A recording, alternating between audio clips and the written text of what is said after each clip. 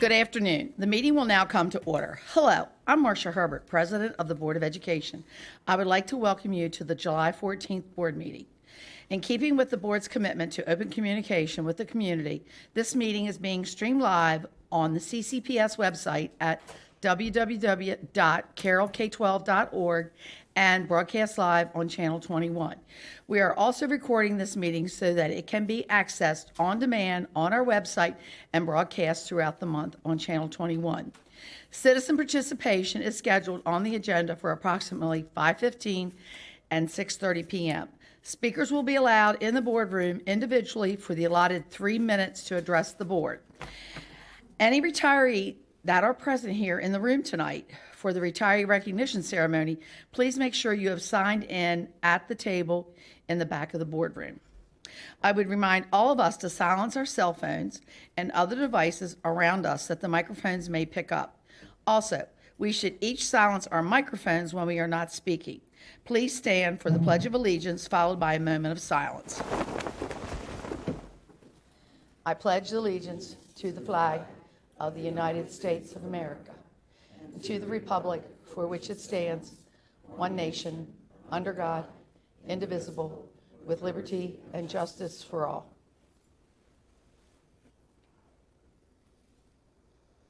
Thank you.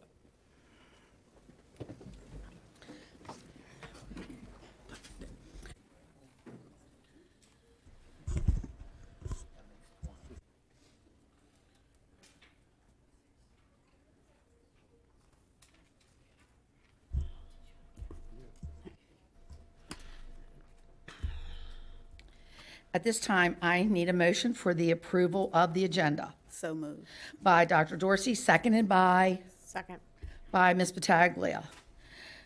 Comments, questions, any?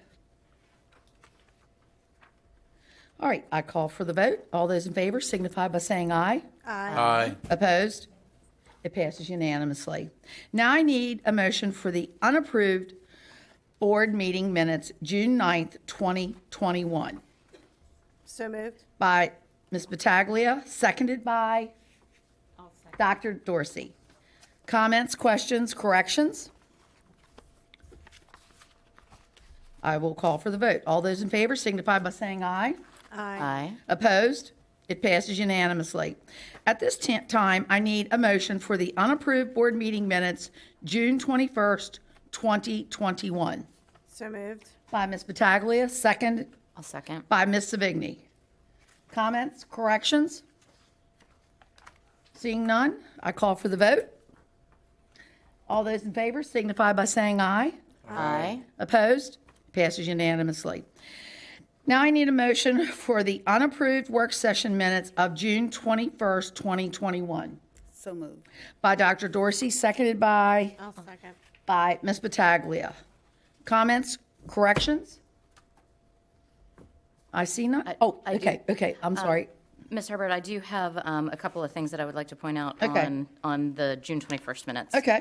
Under Pillar 1, number 3, where we were talking about the priority focus area of participation of underrepresented groups, I just wanted it to state in the most that we wanted to revise those. We've asked for it a couple of times, and we haven't actually seen it, where the breakouts match the way the data is broken out at the state level, where it's white, Asian, African-American, I remember Hispanic, discussing and that, yes. other, rather than, we've got sort of this quasi-grouping that isn't consistent with how we report all the other numbers. So Absolutely. we wanted it broken out in similar Yes. ways.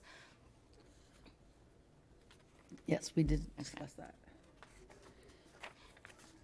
And we did all each say as well, one other item. I'm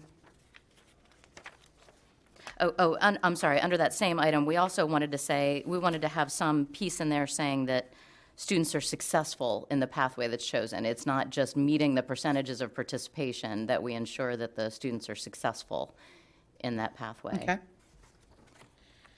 And then under Pillar 3, we had also said, we just want to make sure that we're keeping that we get the best candidates.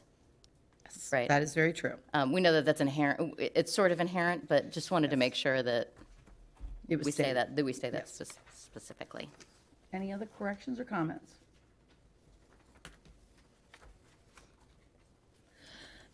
Seeing none, I call for the vote. All those in favor signify by saying aye. Aye. Opposed? It passes unanimously. And Andy, did you get all that? Okay, thank you. All right, at this time, we will have our annual retiree recognition. And you're all smiling.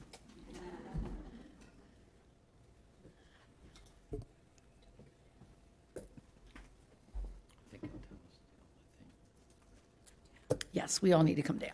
Yeah, so board members, as President Herbert indicated, we have the pleasure of recognizing the dedicated employees of our school system who have retired during this past year or just at the end of this year. So as the board members come down, they're going to be able to greet our retirees and present them with a small token of our appreciation. It's always an honor to recognize our retirees for their hard work and dedication throughout their careers with Carroll County Public Schools. This year, we're marking the retirement of 126 employees who have given a combined total of 2,986 years of service to our schools. So for those who are here with us this evening and those who were unable to attend, we're indebted to you for the incredible work you've done over the past many years. You can take great pride in knowing that you've touched countless lives and have had a tremendous impact on our students and our community.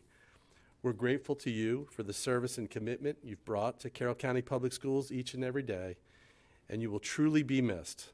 Please know how much you're appreciated.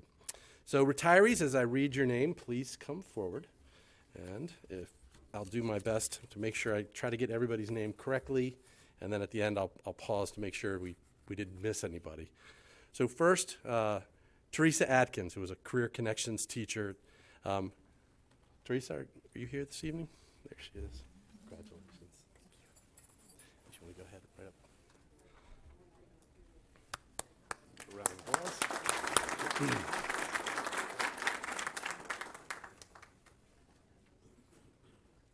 Next, Janet Albaugh. Janet, there's Janet. Congratulations, Janet. Janet was most recently at Manchester Valley. Karen Bradshaw. Karen? I was a kindergarten teacher at Carrolltown Elementary School. Oh, I'm sorry. Freedom. My notes are incorrect there. Freedom Elementary School. Martin Buff. Martin, are you here? Buff, yeah. Buff Martin, sorry. Buff Martin. Boy.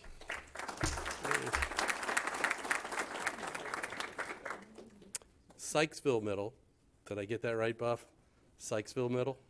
Yes? Yes, thank you. Sorry. Backwards on my notes.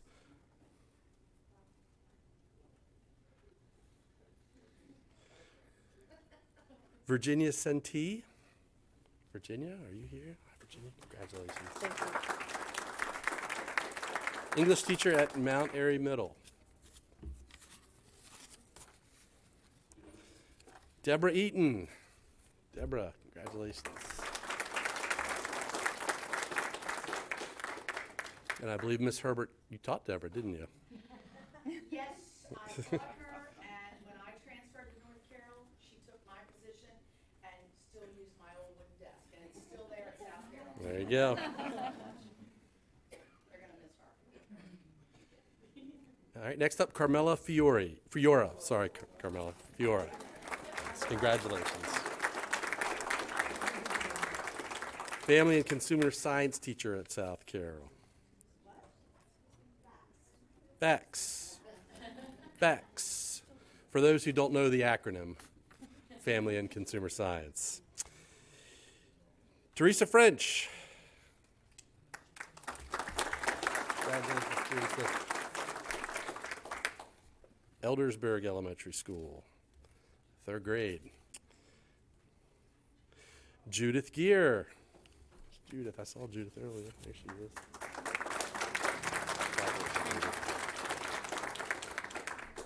Judith's the math coordinator with us. 47 years of service.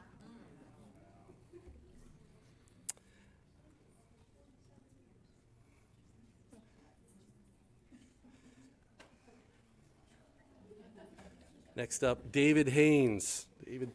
There you go. David, custodian for us, most recently at Friendship Valley.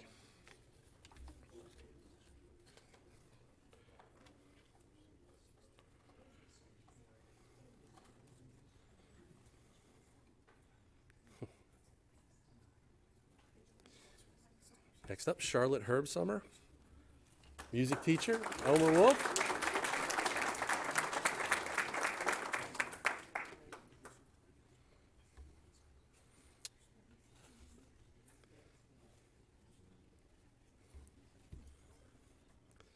Next up, Judy Klinger, who was our supervisor of school counseling. Congratulations, Judy.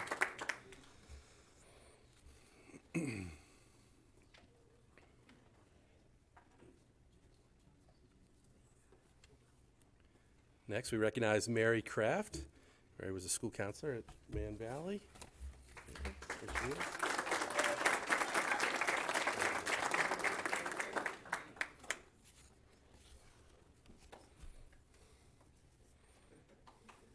That's another one, Carroll. There you go.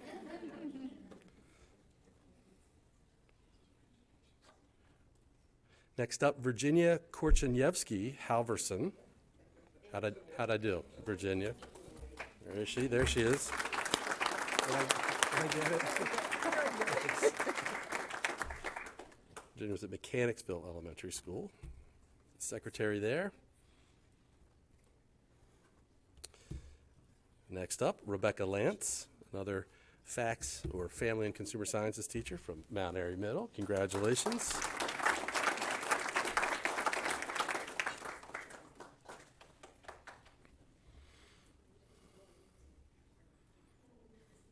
Next up, June Prate, media specialist from Elmer Wolf. June, congratulations.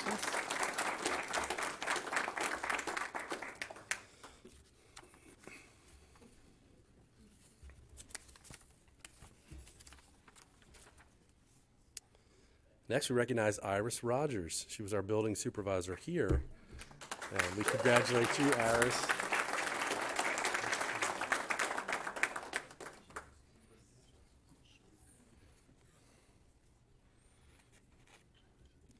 Next, we congratulate Diane Safar, ag science teacher from Winters Mill. Good to see you again, Kip.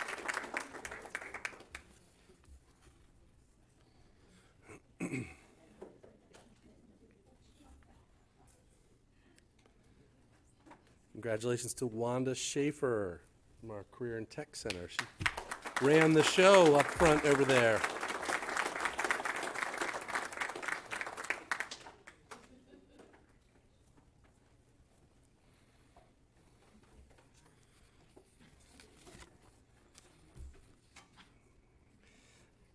Next, we congratulate Claire Weber, first grade teacher from Winfield. Claire. There she is.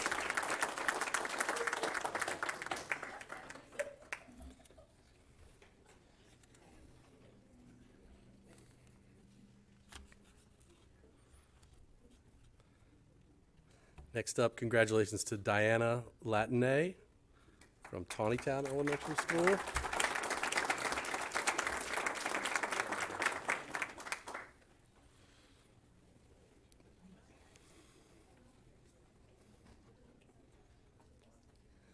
We're going to congratulate Melanie Lazelle. She was a first grade teacher at Ebb Valley.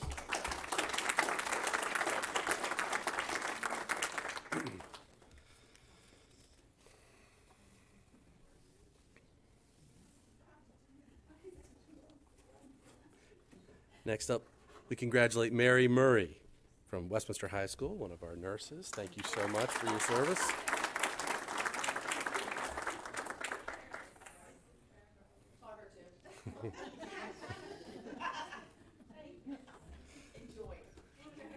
Congratulations to Regina Musari, grade 4 teacher from Carrolltown Elementary.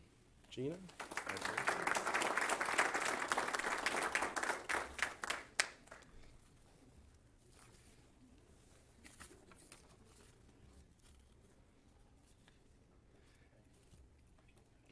And we congratulate James Peters, Supervisor of Science. And Jim, congratulations. Jim leaves us with 40 years of service to Carroll County Public Schools. Okay.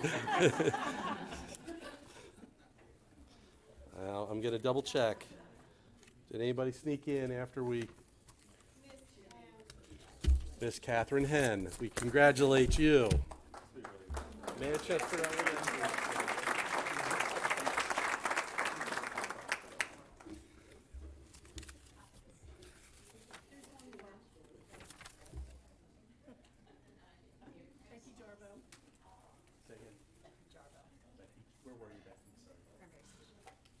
And Becky Jarbo from Cranberry Station Elementary School.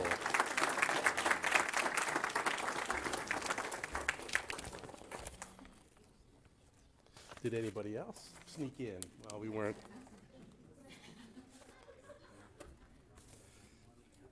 As they finish up, we once again want to say thank you all for your dedication, for your years of service to Carroll County Public Schools. Best wishes for a happy, healthy, and rewarding retirement. Please know you'll be missed, but please know how much we've appreciated your service. Thank you. Let's give them one more round of applause.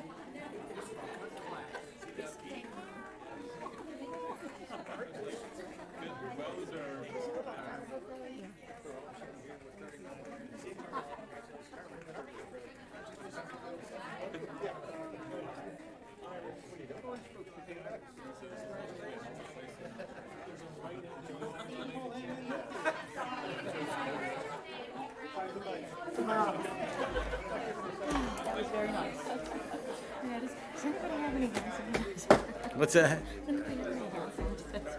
Oh, I don't. I can tell you that. It's, there should have been a bottle.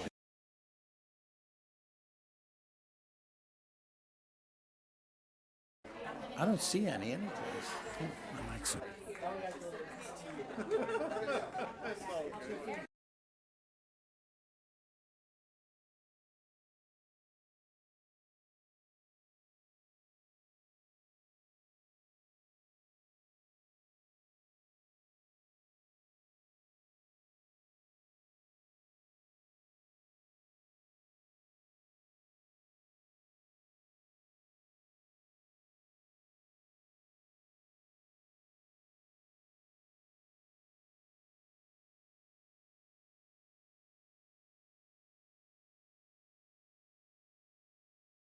Right, I can do that.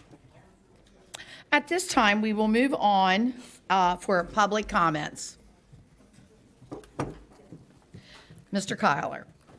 To have an orderly presentation of comments by the public, the following guidelines apply.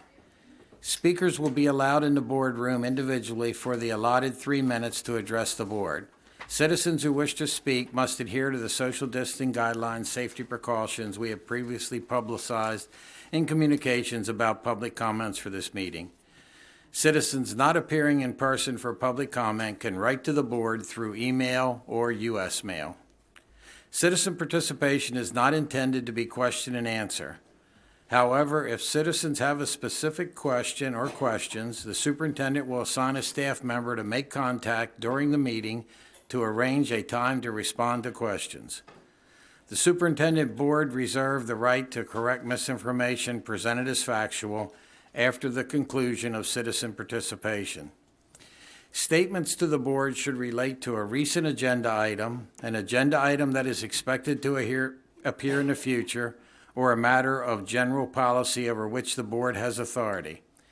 Personnel matters, pending appeals, the actions or statements of individual staff, or items related to employee negotiations are not appropriate topics and may not be discussed. It is the intent of the board to allow all citizens an opportunity to speak. Therefore, the board has scheduled time on the agenda for citizen participation at approximately 5:15 and 6:30. The board reserves the right to limit the number of speakers on a particular topic so that all topics may be addressed. If 30 minutes have passed and there are citizens who have not addressed the board, additional time may be allotted later in the meeting. I think we have about 21, and I think the consensus is they're all going to speak now that are here. We will have again the 6:30 in case people show up later.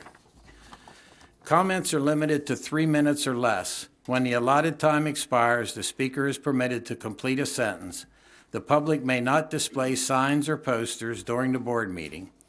In lieu of signs, or if you are unable to complete your comments in the allotted time, individuals are encouraged to submit remarks to the board in writing. And I encourage, please, no student names, no personnel names in your talk. Murray Dupin is our first speaker.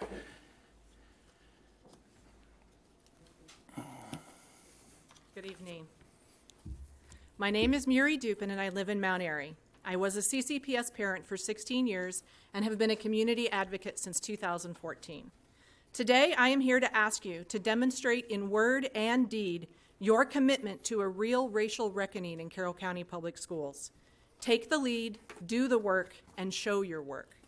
For months, there was a strong inclination among many in our community to avoid living in fear, but that is exactly what the movement against critical race theory encourages.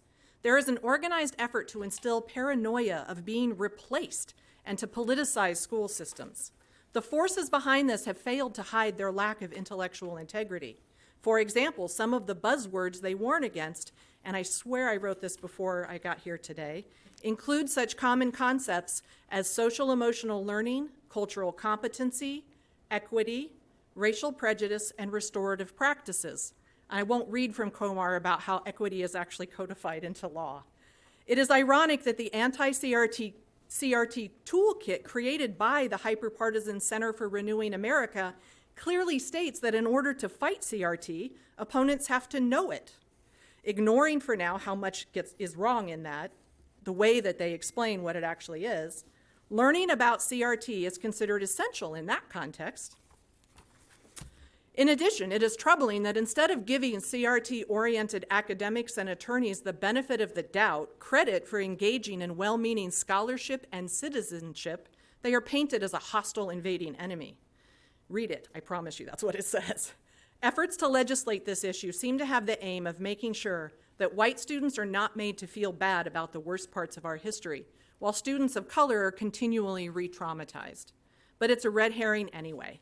You don't have to take any specific action on a CRT curriculum or even agree what it is to recognize that there are current, not historical, racial issues here. Now, diversity, equity, and inclusion are not dangerous words. Platitudes and pillars and even policies are not enough. Intention and investment are necessary. You do not need to personally perpetrate, experience, or witness racial injustice to know it happens in our schools too. Listen to the testimonies you receive from marginalized individuals. Seek out more of them intentionally and honor them. We already know you don't condone racism and you claim to condemn it, but combat it. It can be done so that everybody wins if you are up to the task. People of color have been bearing the burden for the bulk of this labor for far too long. It is past time that others, especially leaders in a caring community like you, show the way with grit and grace. Thank you. Thank you. Francine Hahn.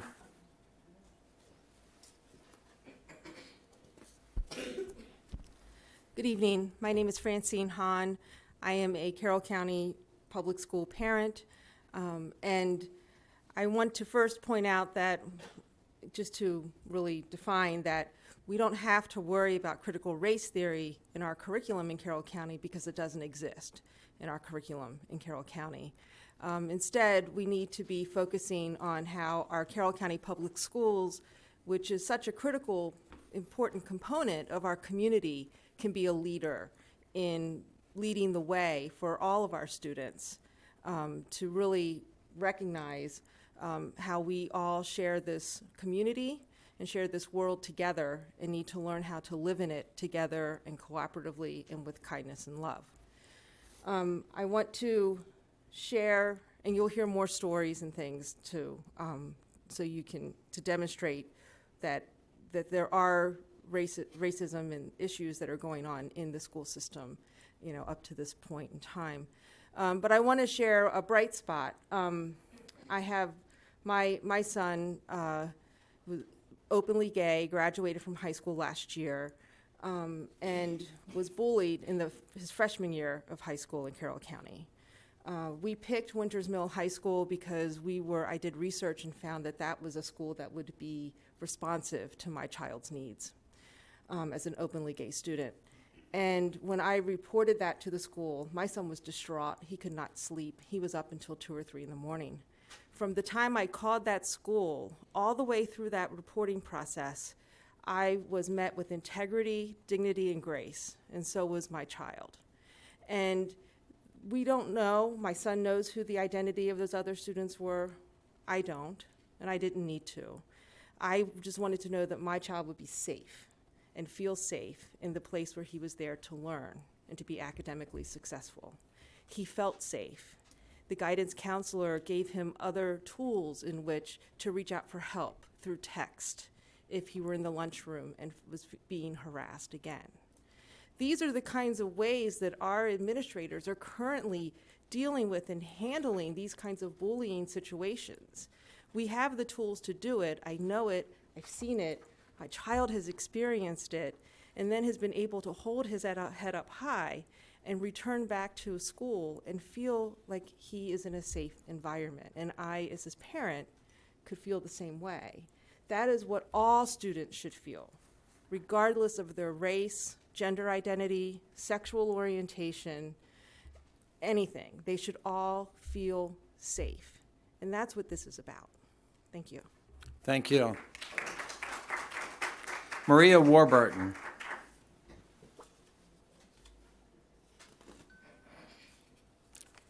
Good evening, and thank you for the opportunity for public comment. My 96-year-old mother is a first-generation American, a child of Italian immigrants. She remembers that she sometimes was not allowed to take home school books in elementary school because she was considered a dirty Italian. You might think that this shows that lots of classes of people have had a tough time throughout our country's history. However, even as a young child, she recognized that she was considered better than her black neighbors because she could drink from the whites-only fountain, and she could enter the movie theater through the whites-only door instead of the side door that sent you up to the balcony seats. My dad served along black soldiers in World War II, yet they were treated vastly differently upon arriving home. Black veterans were not allowed to buy homes in the same neighborhood as my parents, the neighborhood I grew up in. In fact, this neighborhood and others in the area were developed by my Italian immigrant grandfather, who by this time was a well-respected home builder in Baltimore City and County. You might think this shows my grandfather was able to be successful because he was an honest, hard worker. And while this is true, it doesn't negate the fact that black veterans, or any black persons, no matter how hard they worked or how much money they had to invest, could not buy one of his homes, all due to the history of redlining. Look it up. In the 50s and 60s, hundreds of public and private swimming pools across the country, including ones in my neighborhood, closed instead of allowing entry to blacks. Fast forward to 10 years ago, when my sons came of driving age.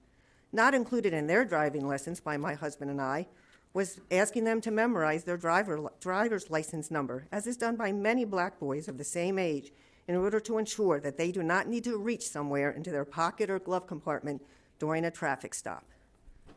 Just 2 years ago, one of my sons was a long-term sub at one of the Carroll County elementary schools when he needed to work through a white fourth-grade student in his class calling a black classmate the N-word.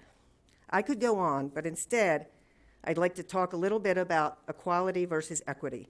Speaking again of my 2 sons, one of them was reading books before he entered kindergarten. We didn't do anything, he just learned it. The other one was in 4th grade before he was reading at grade level, but he's now has his master's degree and is a teacher himself.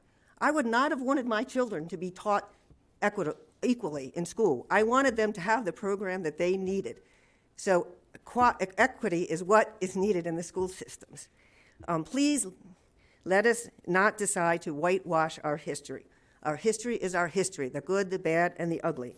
Let's teach our children our country's full history, even the history that, that was my parents' history and my grandfather's history. It's not that long ago. It still exists.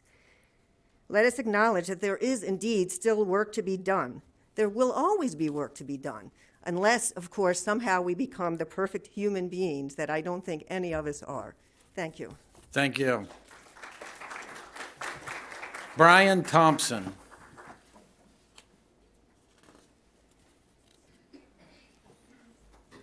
Good evening. I'm here as a representative of the Concerned Parents of Carroll, an online grassroots organization, and a growing petition of over 800 residents who demand that critical race theory remain out of our schools. However, we've been told by many leaders in the school system that CRT is not in our schools, that there are no plans to introduce it, and that there's nothing to worry about. Well, they're wrong. You see, the people who push it are smart. They never call it by its name because they know people won't accept it for the racism that it is. So they hide it under catchphrases like diversity, equity, and inclusion, anti-racism, systemic racism, 1619, and many more less creative terms. I'm here to tell you that CRT is here, and it's alive and well in our schools. It's here in the form of teachers' professional development, where as part of their required learning, they have access to courses titled Teaching Children About Racial Justice, or How to Be a Decolonizer. They receive recommended readings that include Ibram X. Kendi's How to Be an Anti-Racist, or articles that are titled White Teachers Need to See Color, Here's Why. It comes in the form of courageous conversation events where concepts of equity and anti-racism are promoted to teachers and student volunteers. It's on display daily on the CCPS live feed. Today I was sharing the live link with others, and I saw a rerun of the Winters Mill principal discussing with another teacher how 500 years of Black history had literally been swept under the rug. Does this really represent the views of our school system? In the most disturbing example, it's been revealed that CRT has infiltrated our school libraries. I have evidence here that shows that our media specialists have actually implemented a computer system that catalogs books by race and sets in motion plans to implement racial diversity quotas in our school libraries. How is this not racist? Our libraries should be giving our students access to the best writers regardless of race, not because of their race. What world are we living in where Dr. Seuss isn't okay, but Ibram X. Kendi is? This needs to stop. We demand immediate action from our board, and it starts with the current equity policy that was unanimously passed by all of you in 2019. This policy gives permission for CRT to be taught. It provides leeway for our diversity, equity, and inclusion department to push the CRT agenda on the guise of racial equity. We demand the board to repeal the equity policy and replace it with an equality policy that provides protections for our students and teachers from exposure to CRT curriculum. A policy that provides students equal opportunity access to education, not guaranteed equitable outcome or special treatment based on race.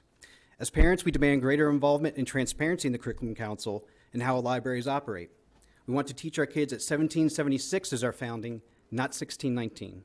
And for our teachers that recognize that students learn math and science in the classroom and life and values at home. We're asking you to do this for the sake of our children, because if the board fails to act, we risk poisoning an entire generation with an ideology that will lead to a more racist, less free country than we enjoy today. Thank you. Belinda Lawson.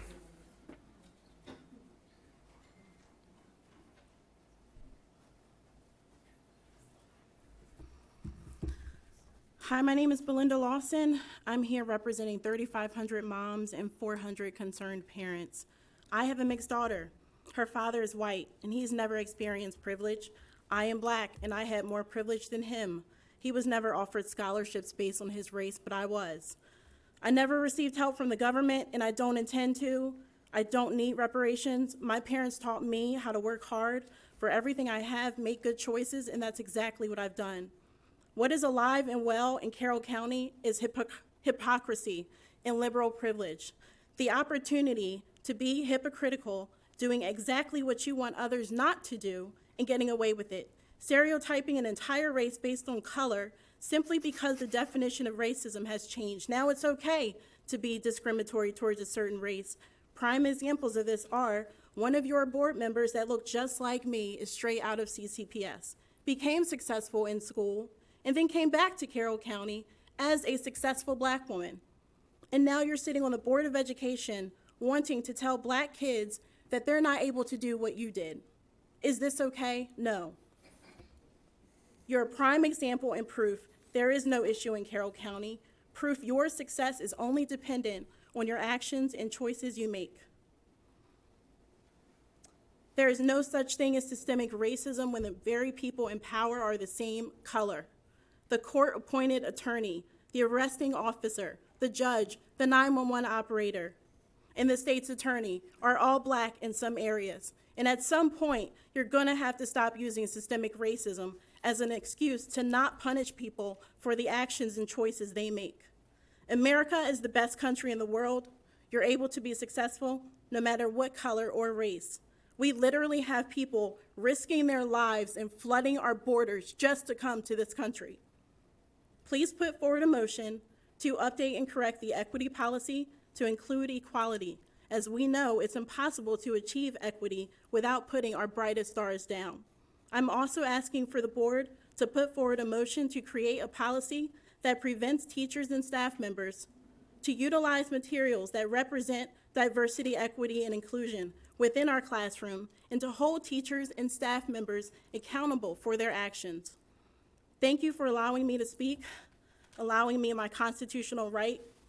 As it states in the United States Constitution, the very thing my family and I have sworn an oath to uphold, and so many have sacrificed their lives for my opportunity to speak. Thank you. Thank you.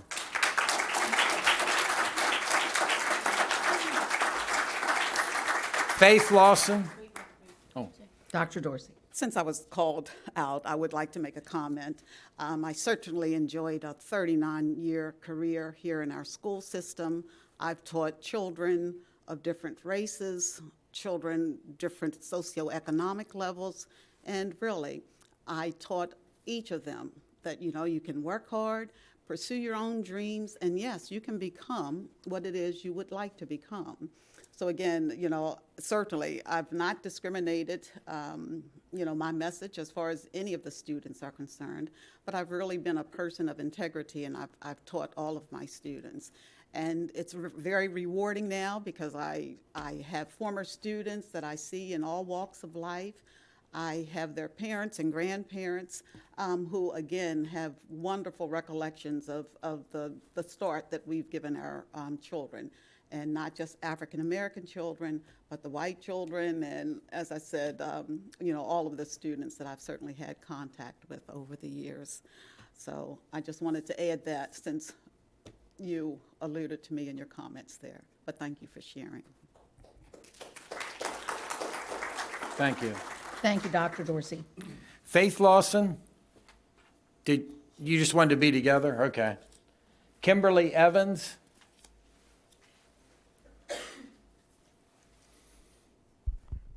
Good evening.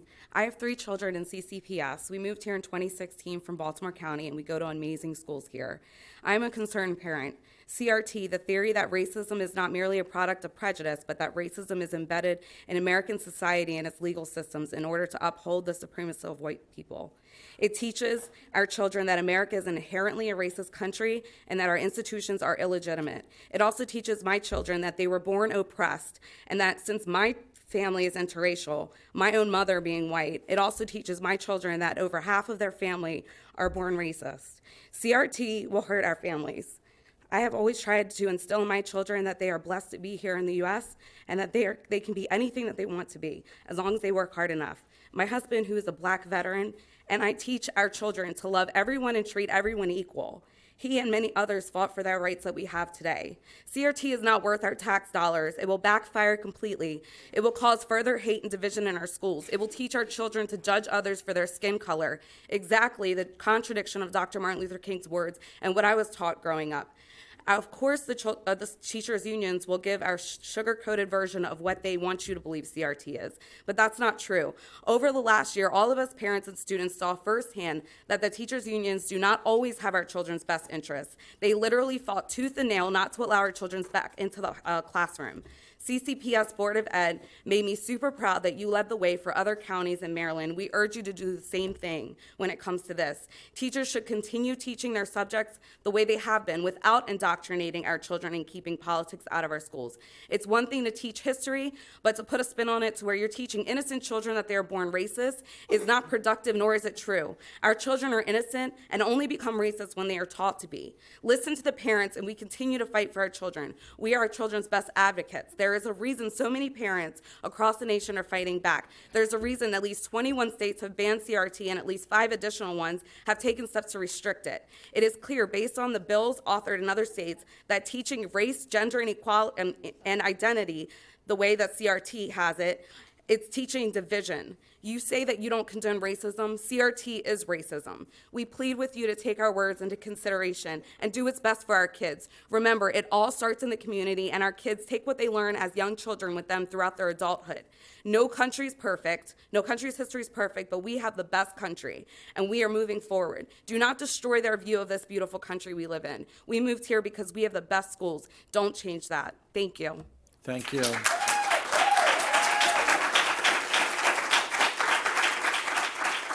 Jennifer Mateer. Did I say that correctly? Yes, you did. Thank you. First of all, I want to applaud the Carroll County School District and the dedicated teachers and staff that brought my children, which I have 4 of them, 2 have graduated and 2 are still in your school system. But you've brought them through a year of online hybrid learning, and I'm encouraged that you are reopening in the fall. We're so happy, the whole family.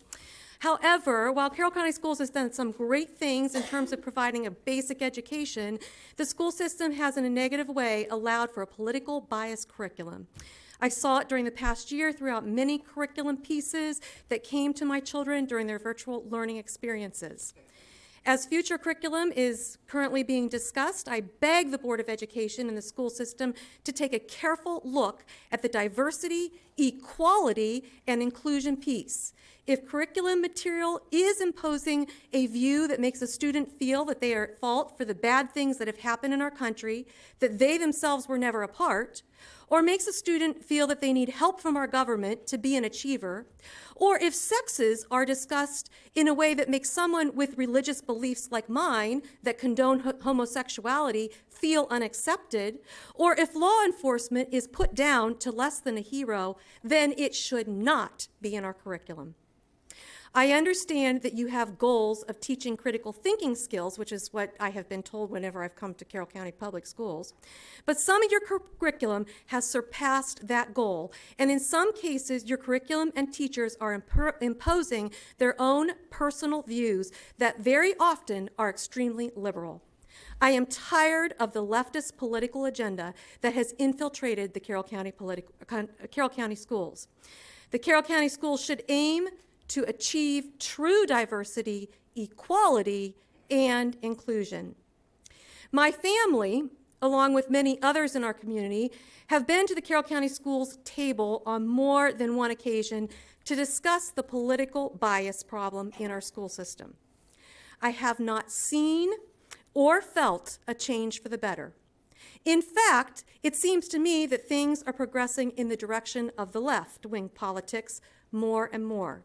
I have begun to feel that I will never see that change in Carroll County Public Schools. It appears to me that the current direction of this school system is one that lacks all practical common sense. Either that or this school system has a political entity to which it must cater. Get the politics out of Carroll County school system and give us back our school. And you can start by rejecting the critical race theory. Thank you. Thank you. Nathan Mateer. Good evening, Board. My name is Nathan Mateer, and I am also here to oppose the critical race theory in Carroll County Public Schools. While I hope and pray that Carroll County Public Schools will not adopt critical race theory, I do believe that in the end, sounder minds will prevail and critical race theory will be rejected in Carroll. But my bigger concern is what happens after it's rejected. How will Carroll County Public Schools deal with the rogue teachers who still want to teach critical race theory? I used to be a student in CCPS. I graduated in 2019, and while I was a student, I observed a lot of rogue teachers who didn't care what the Board of Education had to say, especially when it came to politics. It's my understanding that the Board of Education does have a policy prohibiting teachers from political activity during working hours. I want to read you a few of the things that were said to me while I was a student in Carroll County Public Schools. This one was from my history teacher. She told us, "Do you all know there have been studies performed that show liberals tend to have higher educations than conservatives?" And then my sociology teacher, and this was back in the Trump days, referring to President Trump, he said, "The president and his supporters keep spreading conspiracy theories and false statements which are easily proven false by the Washington Post." And then, during Black History Month, the former President Barack Obama was celebrated like a saint. Over the loudspeaker, all students had to hear how he improved health care, won the Nobel Peace Prize, and took actions to help the environment. When I reported these teachers, they only got a little slap on the wrist, and then they went on in later classes to indoctrinate my brothers. So, were these not political statements? Were these not statements prohibited by the Board of Education? My question is this: if teachers can get away with this, then what's going to stop them from teaching critical race theory when it's prohibited by the Board of Education? I ask that you please reject critical race theory, but more importantly, implement measures to enforce your policies. You need to not only reprimand teachers, but you need to do it in a manner so that those teachers will not participate in such conduct again. Thank you. Thank you. Mercedes M. Thank you. I am here tonight to speak out against the egregious assault by teachers' unions to attempt to remove parental rights in the way our children are being educated. As demonstrated by the growing backlash across the country of parents rising up to protect their children, it is evident that this is not a Republican versus Democrat issue. This is being fought by loving parents on both sides of the aisle, and it is time for the school systems to step up and stop this attack on our children and on our communities. CCPS has assured us that there is no CRT in the curriculum. That may be true on paper, but I can assure you that is not an accurate statement by the evidence that has been provided.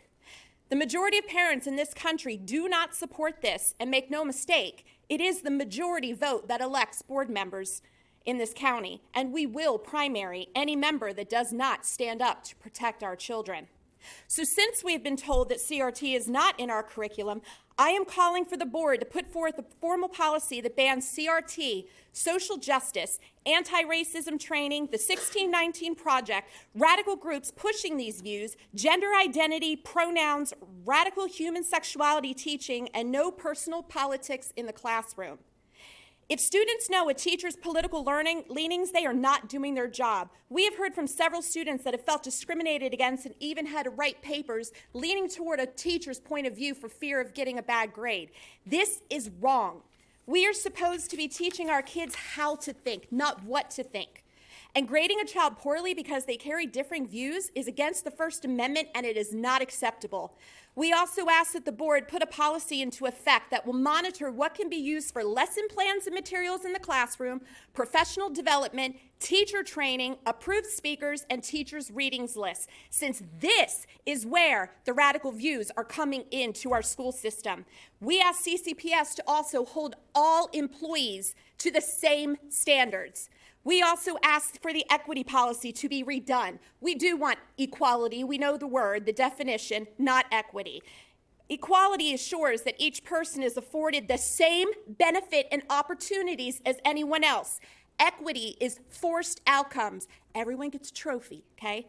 Since CCPS prides itself in transparency, we wish for parents to be able to see the morning announcements of their school. We want clear way for parents to be able to inspect curriculum, instructional materials, class assignments, and lesson plans to ensure compliance and set up a method for individuals to file complaints without fear of retaliation.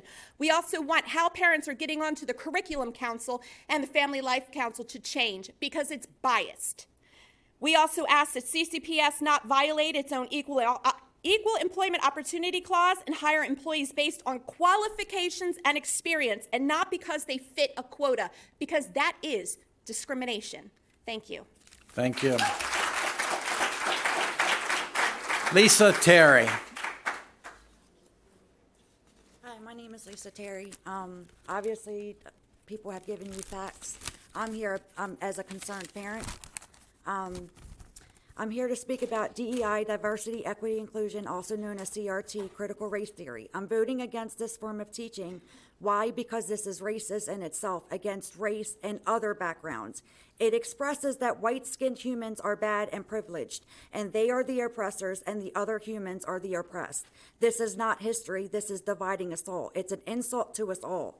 If we all are going to be educated, the truth, it's all races at some point were enslaved, and being educated is to learn to make things bring us all together, not divide us. In order for things to change, stop allowing politics to be used on our children and allowing the politics to use our children as pawns for a game.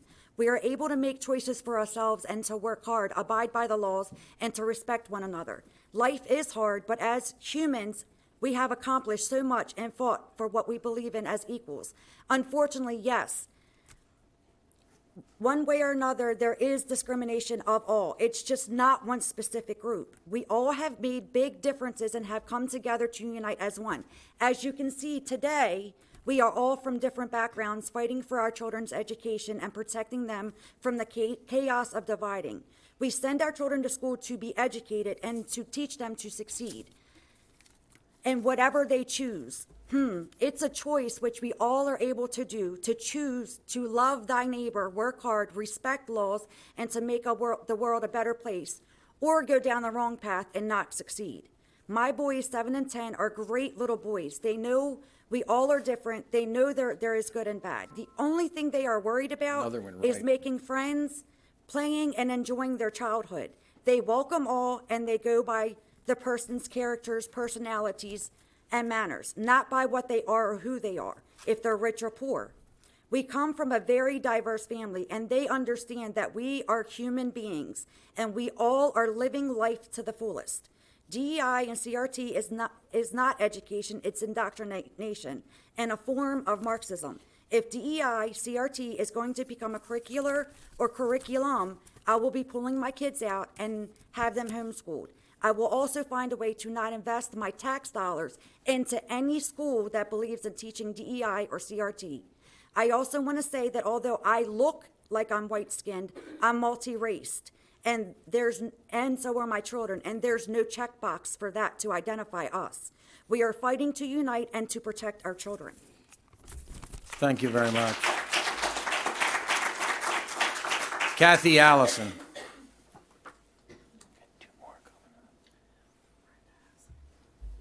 Thank you. I know most of you, and thank you for your efforts. I have something simple to say, almost.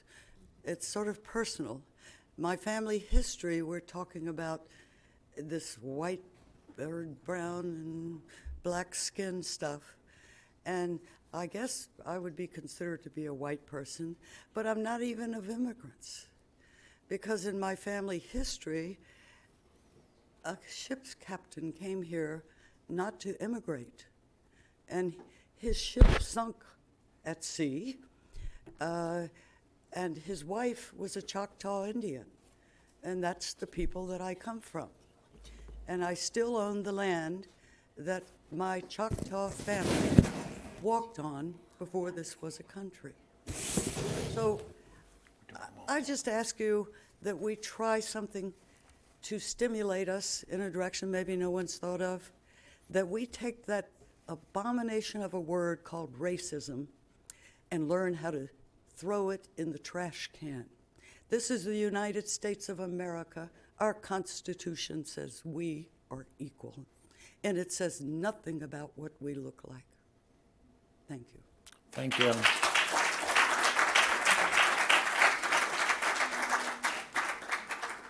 Kelly Gordon.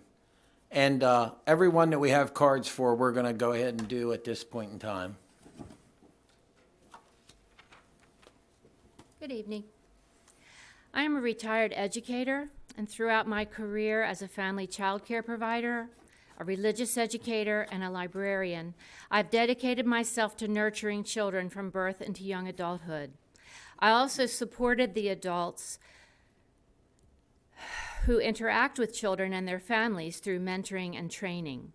The principle that has guided me is the knowledge that healthy social emotional development is the foundation to all other learning. Living and working in Carroll County, the vast majority of those I served and worked with were white. I am a white middle-class woman with a college education, a home, and a successful career. Recently, I have become increasingly aware of just how sheltered and privileged my personal and professional lives have been. As I listen to the firsthand stories of my family members, friends, co-workers, and other members of our community, it has become clear to me that racism, both on an individual and an institutional level, continues to challenge us all. Rather than being threatened by this awareness, I have been inspired to learn as much as I could. I participated in workshops, I attended the meetings of the local chapter of the NAACP and events hosted by our Carroll Citizens for Racial Equality. I read articles and books written by and about people of color. I attended author events to learn even more about the stories behind those stories. I have searched for TV programs, movies, and documentaries by and about people whose lives are very different from mine. I sought out opportunities to meet and speak with people from diverse backgrounds and have real conversations about race. I researched politicians' positions on issues related to racism and other social justice issues so I could be a more informed voter.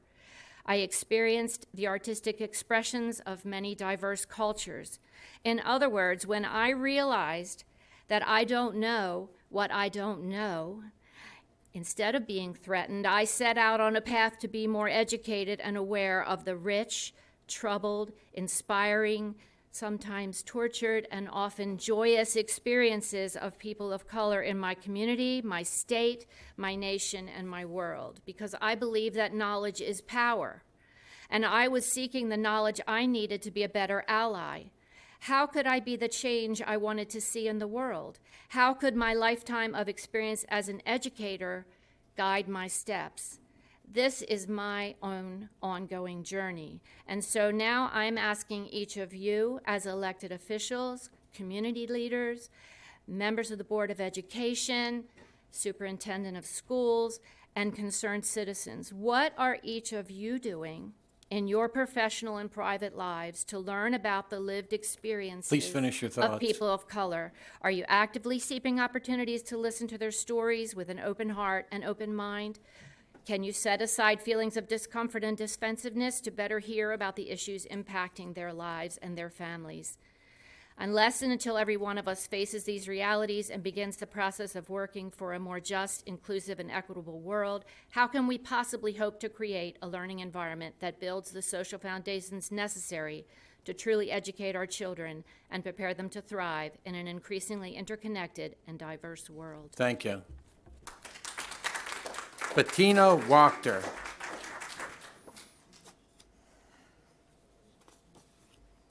Good evening. And thank you all for your service, and thank you for listening to us, your constituents. First, I'd like to say thank you, Carroll County Public Schools, because you made in-person school possible for my son. Until we moved here recently, my son last stepped into a public school building on March 14th, 2020. He finally returned to in-person school this April 2021, and I just want to thank you for giving us that choice. My name is Bettina Wachter, and my son and I recently moved. No, we fled Howard County to Carroll County. Why? One and only one reason: the schools. The schools turned from a house of education to a house of indoctrination. I come to speak to you this evening to give you a warning.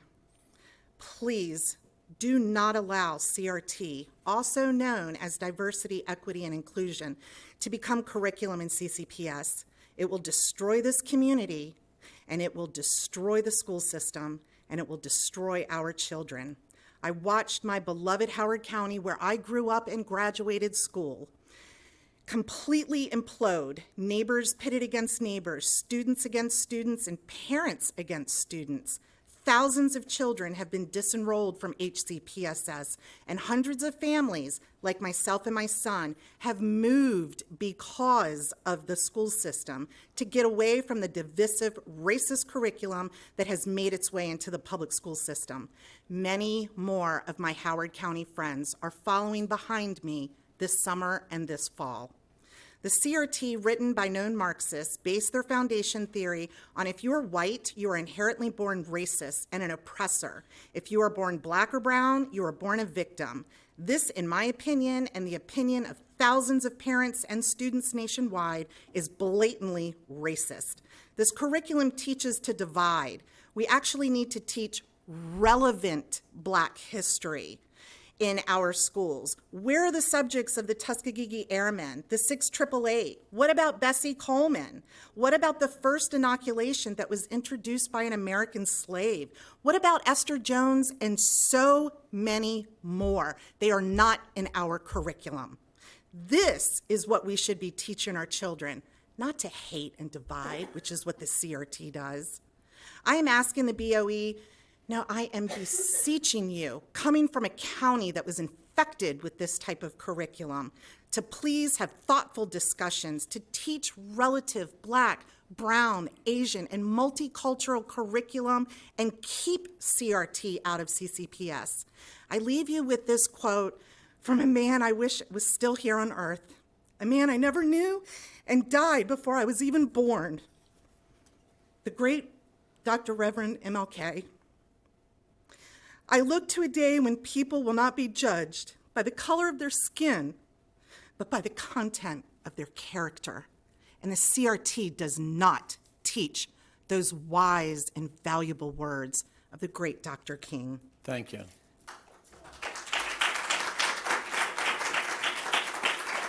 Is it Rigel Wachter? Did I say it right? It's actually Rigel Wachter. Thank you. Okay, sorry. My name is Rigel Wachter, and I recently moved here from Howard County. And like my mom said, we didn't really move, we fled because of the school systems.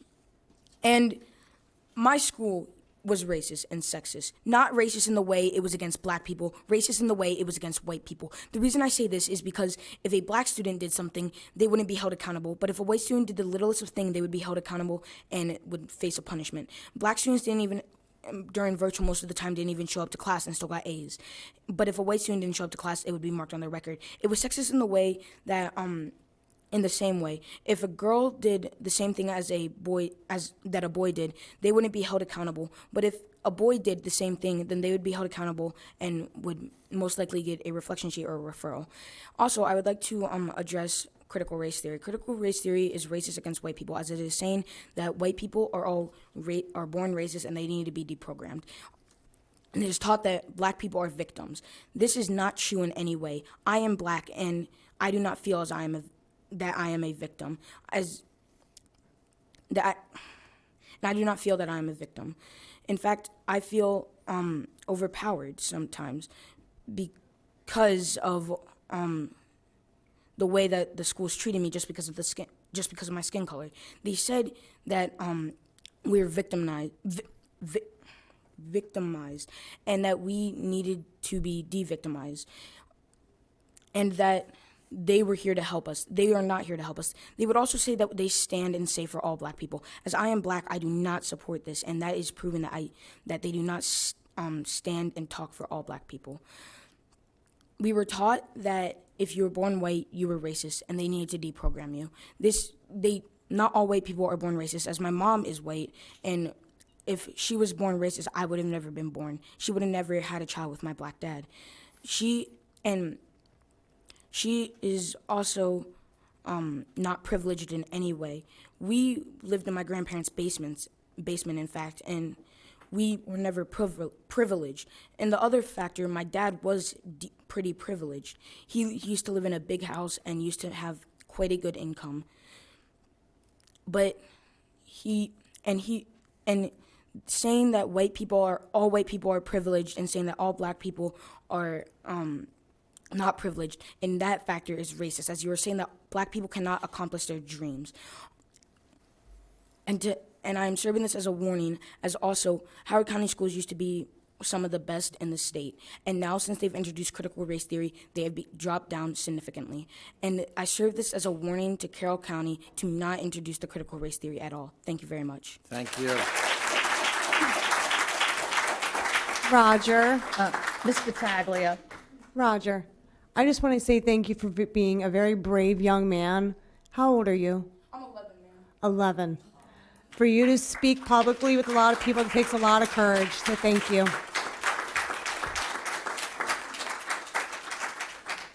Gary Foote.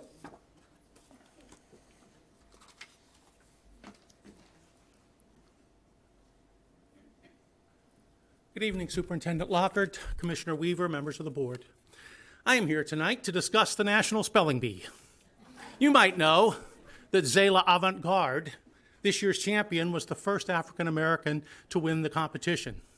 What I did not know until yesterday was that 85 years ago, another African American student, Magnolia Cox, a 13-year-old from Akron, Ohio, was the first contestant to make it to the finals.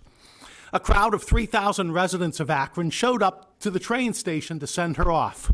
The Akron Beacon Journal sent along a reporter to cover the trip. The reporter, however, did not think it was necessary to tell the hometown readers that when the train got to Maryland, the traveling party had to get off and get into the colored car, or that they were not allowed to stay at the Willard Hotel because it was segregated, or that they were not allowed to enter the front door of the hotel where the reception was held for the final contestants. They were instead ushered through the kitchen door and made to sit at a separate table. But what does all this have to do with the competition? Certainly, spelling is not a black or white event. You would think that, but guess again. When the competitors were down to 5 people left, Magnolia was given a proper noun to spell. The contest rules clearly stated that no proper nouns would be included. Magnolia's teacher protested. The protest was denied. Magnolia missed, and someone else was declared champion. It was suggested that the judges were uncomfortable with a black champion. That charge, of course, could not be proven.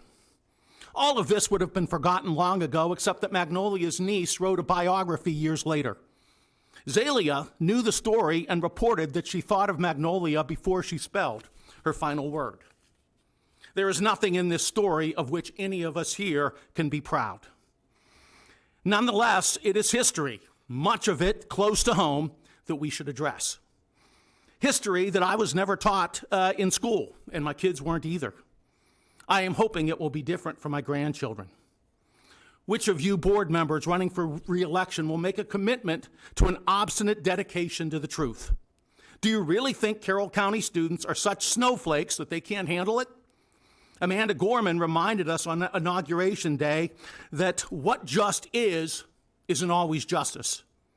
Before we can form a more perfect union, we must acknowledge our past, no matter how painful or ugly it may be, and give our teachers the latitude to teach it honestly. Thank you. Michael Rainbow.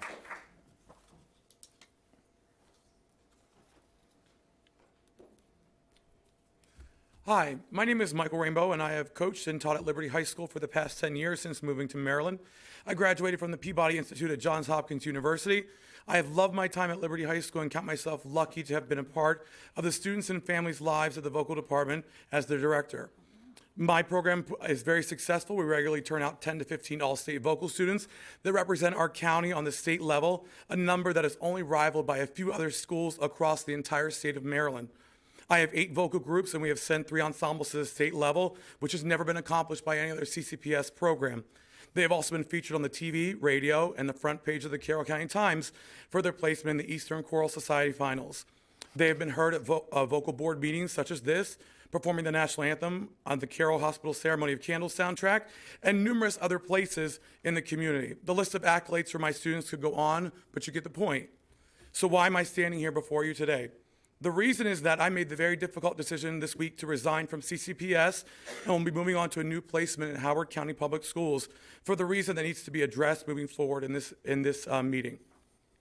Fine arts isn't just about being the circus that is paraded out in front of a school or county events just to show how great our students are when we need a reason to boast. The arts are about developing the whole child and nurturing students who need it as an outlet and love, while also finding the life skills and discipline that you will never get in any other classroom here in CCPS. Discipline, hard work, teamwork, and mentorship are skills that students need to be successful in life, and it's what they get in my classroom. The fine arts departments in our schools, especially in our high schools, are being squeezed out, and every year we have to fight for our jobs to remain in content, and to keep our students in our classrooms. We cannot fight the career in tech, internship, and AP focus that is very clearly our county's focus. And with that, if you look around at our programs, they are anemic and some are barely even surviving. A normal vocal schedule in our county should consist of 4 vocal classes, yet only 2 of your 6 high schools have a number of that. 2 of your high schools only have 1 vocal class. When we returned to the hybrid model this past year, it was extremely evident that the sports was the main priority and you all were going to do whatever was in your power to keep all of your students to play. Yet when I wanted to hold an outdoor concert for my program in the month of May, I had to request special permission and was held waiting for weeks for an answer to hold logistics. Yet sporting events were being held with no tracking of who sat where and next to whom. You may think I'm on one-sided, but I have a very unique side. I've also been a 2-time Coach of the Year and a 3-time county champion as a coach here in Carroll County Public Schools. In the end, I decided to leave because I don't see a long-term job here at CCPS. Liberty is an amazing fine arts program, and we're lucky. But eventually, all those things will catch up to us and begin to diminish even our strong programs. This year alone, I took a 30-student drop on top of the students that would no longer fit due to conflicts in their schedule and would be required to leave my program. Our students need the arts. It's a part of making them career ready in their future jobs and as successful adults. You can choose to do what you want with this information, but eventually the music will become less and less until it's just a whisper and a sound of a pre-recorded track from years past at graduation, football games, county recognitions, and more. I wish you better. Thank you.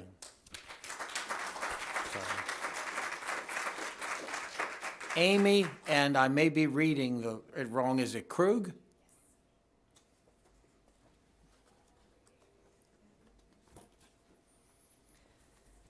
I first want to start off by saying how sad and disappointed I am to have to even be here to discuss this. But as a mom, I will do anything and everything I can to protect my kids. It's not just my kids, though, it's all the kids that are being subject to this hate teaching of critical race theory. Now, I have 2 kids that attend CCPS. My oldest attends FSK, so I'm fully aware of the incident that had occurred. I'm quite disappointed on your handling of that situation, and each and every one of those students deserves an apology. But I'm being told that due to privacy concerns, that won't happen. It's okay for you to send a letter criticizing our students and allowing our students to be slandered in the media. For what? A lie. A lie that left those students and parents in the dark with your so-called investigation. Let's not forget about the enforcement of the racial sensitivity classes in order for those kids to continue to play sports. It was bad enough, the BS that endured this past year with COVID, and then you added this to their plate. Shame on all of you for allowing this to happen. By the way, I just learned that the NAACP was here, and I hope that they did not intimidate you in making this decision. I had heard that they wanted you to take this false incident and go ahead and bring the teachings of the critical race theories into our schools. I will pull my children from your system and not allow you to take their happiness and love from their peers. And how is this going to work when my child's friends, whom happen to be black, are being told that their white parents that adopted them are bad and evil because they are white? Or the friends who have biracial children, that their mommy isn't a good person because she's white?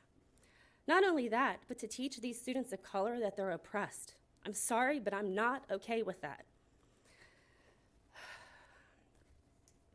This is what CRT is nothing but hate. And don't tell me that it's not part of the agenda, because this book here was given to me by a teacher friend. She had to study and read this in order to become a teacher. She is a teacher in CCPS. It's a book on how to divide us and why, because divided we fall. But I'm not going to let that happen if I can help it, and that is why I'm here today. Lastly, I want to get into the topic of your recent movement to hire people of at least 25% color. Why are we looking at skin color? Why aren't we looking at who the person is and their qualifications and whether or not they're a good person or a decent person? And the other thing is, why aren't we looking into why we're losing so many teachers in this county? Because I know many personally that have left. The school's job is to teach math, science, and how to read. Our job as parents is to teach our kids life lessons. Ideologies need to be kept out of our school system. It's your job to teach our kids, not to raise our kids. That is our job. Please finish your thoughts. And I please ask that you not have the mask mandate. Thank you.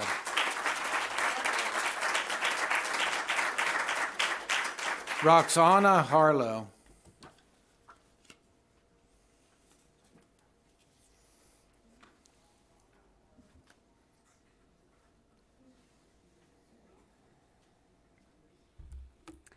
Good evening. I am a professor at Carroll Community College, and racism does exist. It is systemic. It is so well documented, it is a fact. It is an undisputed, at least among those who look at the information and study this information, it is an undisputed fact.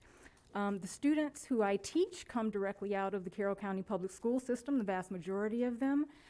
Even the most conservative, and the vast majority of the students are pretty conservative, and they are very open about the fact of the racism in the school system.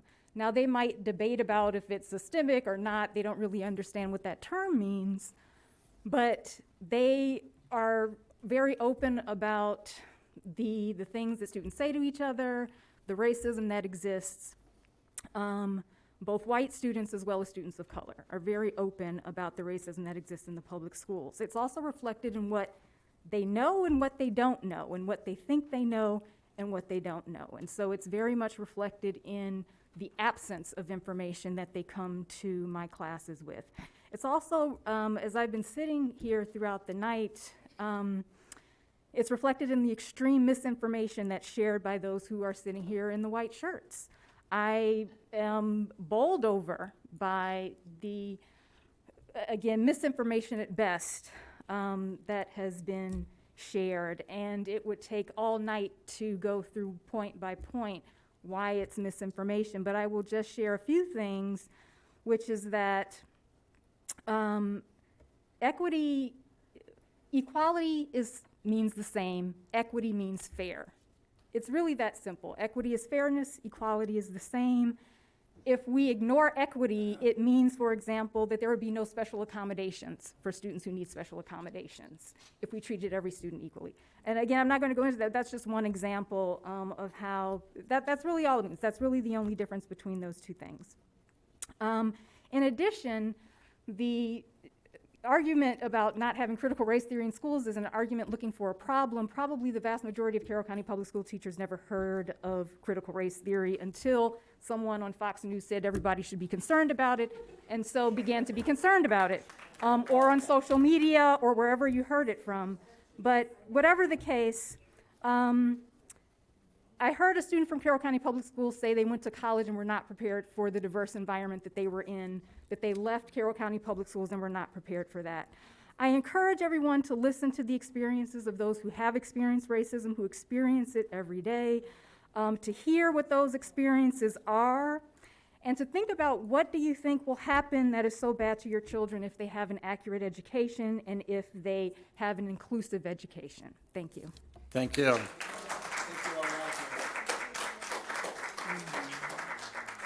Alex, and I apologize, I think Sassone? It's okay. Saccone. Okay, sorry. Hi, That was my other choice. It's all good. Actually, permission to approach the board, I have screenshots.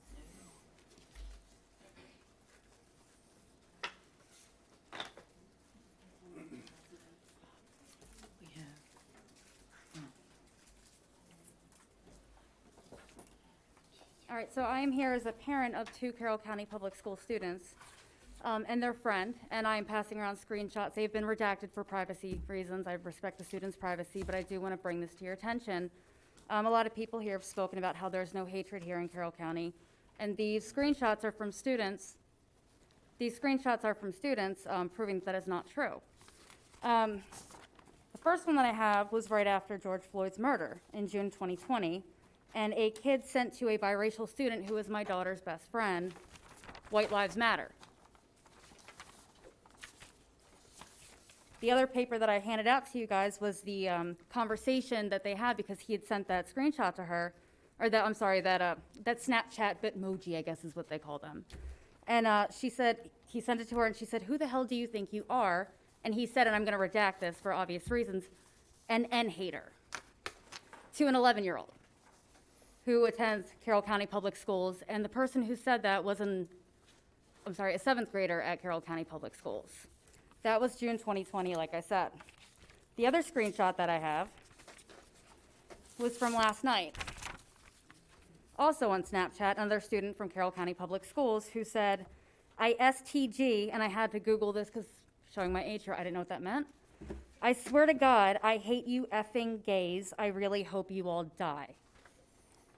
This is what is being said on Snapchat to students of CCPS by students of CCPS. This board made a big deal about students' mental health during the pandemic, and I applaud you for exploring that. But what do you think seeing this is doing to students' mental health? So all I ask is that we do better as a community, as a school, and thank you for the time. So, Thank you. thank you. George Otto. Otto. Good evening. That's Toot Inside Out. My name is George, and I'm a patriot first. I've live, eat, and breathe freedom, the principles of the Constitution. And I would challenge this young lady back here to point out a racist in this room, because there is no systemic racism. It's a Marxist ploy. The Black Lives Matter movement, the leader, bought the houses. Everybody's seen it all. The violence. I have no white privilege. Everything I got the hard way. Damn proud of it. And I got wind of this meeting, saw some of these young ladies at the Carroll County Republican Club meeting last night, where Sheriff DeWeese spoke, and I thought I'd come down and see what was up, and I applaud especially that young man, these people, and once again, I challenge anybody to point a racist in this room. And like I say, CTR is a Marxist a scam, and we are played on so many levels in this country. From the Federal Reserve System, you talk about slavery. We have become enslaved to an economic system of control that has infiltrated the schools and been teaching socialism or communism for many, many years, the principles of communism, rather than the principles of liberty and justice embodied in the constitutions. I would say the time would be much better spent in the school board teaching the constitutions and what America is all about. These people pretty much covered it all as far as the black history. It's wonderful, it's cliche, but some of my best friends are black, and I got a new one over there, I hope. I like these people, I just met them, and they're here, and we're all here. But we're being played on so many levels in this country, from the stealing of the election. I guess half of you don't want to hear that, but that's what happened. And once again, there's no systemic racism. We have a lot of work to do in this country to restore the constitutions and a sound money supply, freeing people up from the system of economic control that we've become enslaved in with the welfare state. So I guess I've said enough, but I really appreciate your time and thoughts along these lines, and God bless you all, and have a good evening. Thank you. Wendy Novak.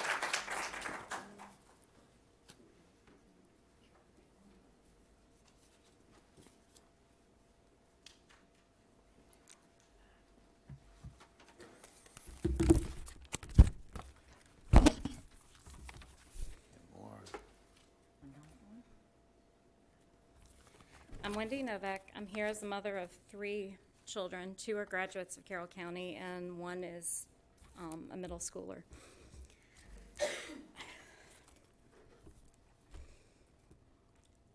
I agree, politics don't belong in schools, but human rights aren't politics. My son and his LGBTQ friends deserve a safe place to go to school. They deserve to have an education that is not biased against them. And I'm a religious person, I'm late for something at church right now because I feel like it's important to be here. Religion has no place in telling people they shouldn't be here. If your religion has a problem with my child being in school or their friends, then public school isn't the right place for you. I'm here as an ally because part of racism is that people of color don't always feel comfortable standing up and speaking because they don't get listened to.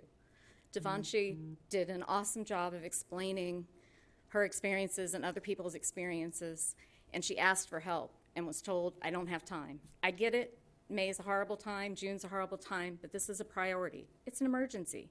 We need to deal with this.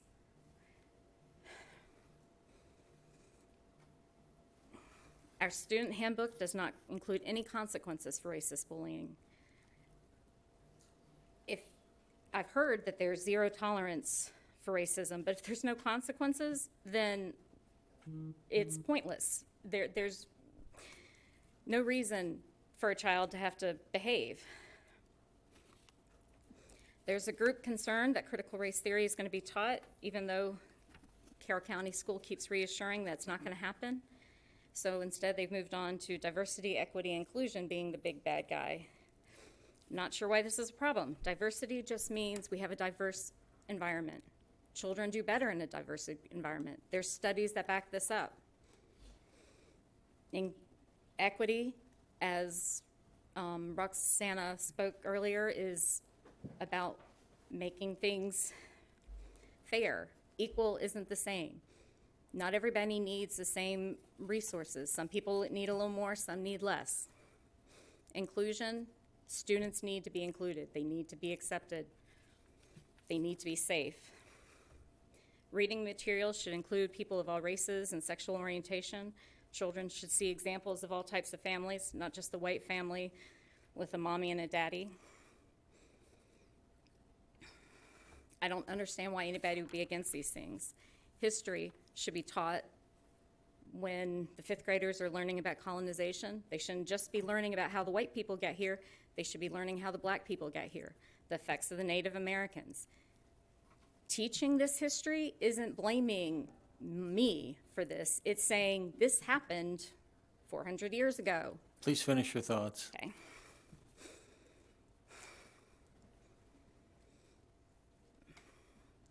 History is not just a white thing. We should be learning about black history all throughout the year, not just in February. Thank you for your time. Thank you. Dawn Nee.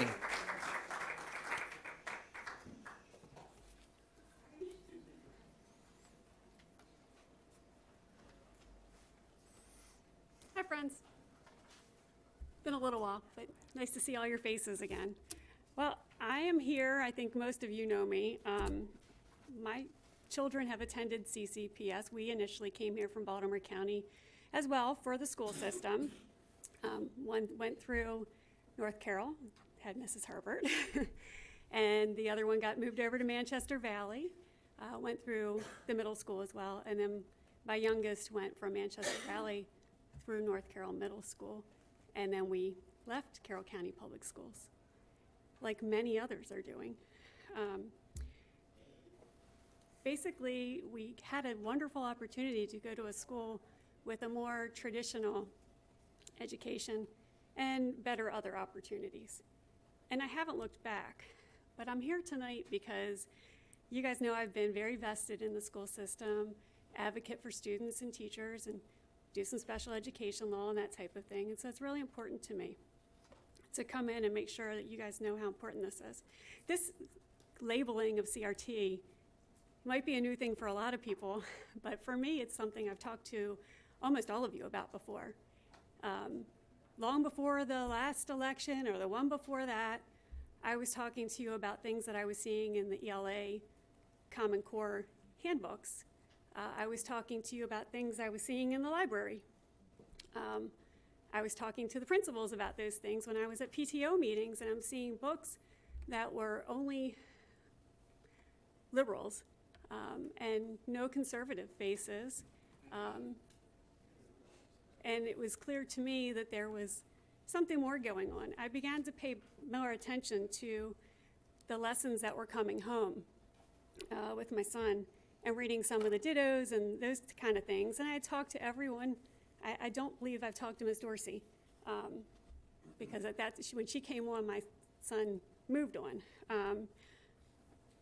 But it was definitely something that I was going, what are we doing? Where are we headed with this? I, as an attorney, have also heard from several teachers, parents, with concerns about what they're being forced to learn in their trainings, that they are leaving teaching altogether or leaving to go other places, in part because even though they're already in the system, they're not being allowed to move up to open positions because of the color of their skin, where someone else brand new out of school is being brought in, and they feel like they're being discriminated against. They're scared to death to speak out because of the woke culture, and I understand that. There's people in this room who have put my safety and my family's safety in jeopardy, and it's pretty sad, just because we have different beliefs. Please finish your thoughts. You got it. I want to leave you with, what do we do? So focus on unity, not diversity. That's the first thing. Second of all, look at the 1776 Unites curriculum. Focus on bringing people together and allowing the teachers to be able to come and tell you when there's an issue, or parents or children to be able to come and tell you when there's an issue. There's no room for racism. Kids don't know color. It doesn't happen until we adults put that issue on them. We need to stop. We need to focus on our commonalities. Thank you. Thank you. Paula Monroe.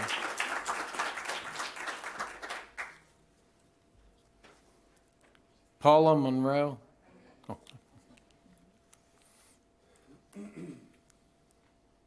to all of you. Some of you I already know, and it's very nice to see you again. And I just wanted to state that I am absolutely appalled by this meeting. I am just shocked. I really and truly am. I am shocked that we're even talking about these things, that we have any reason to talk about these things. I know every single person in here, I am certain, feels the way I do.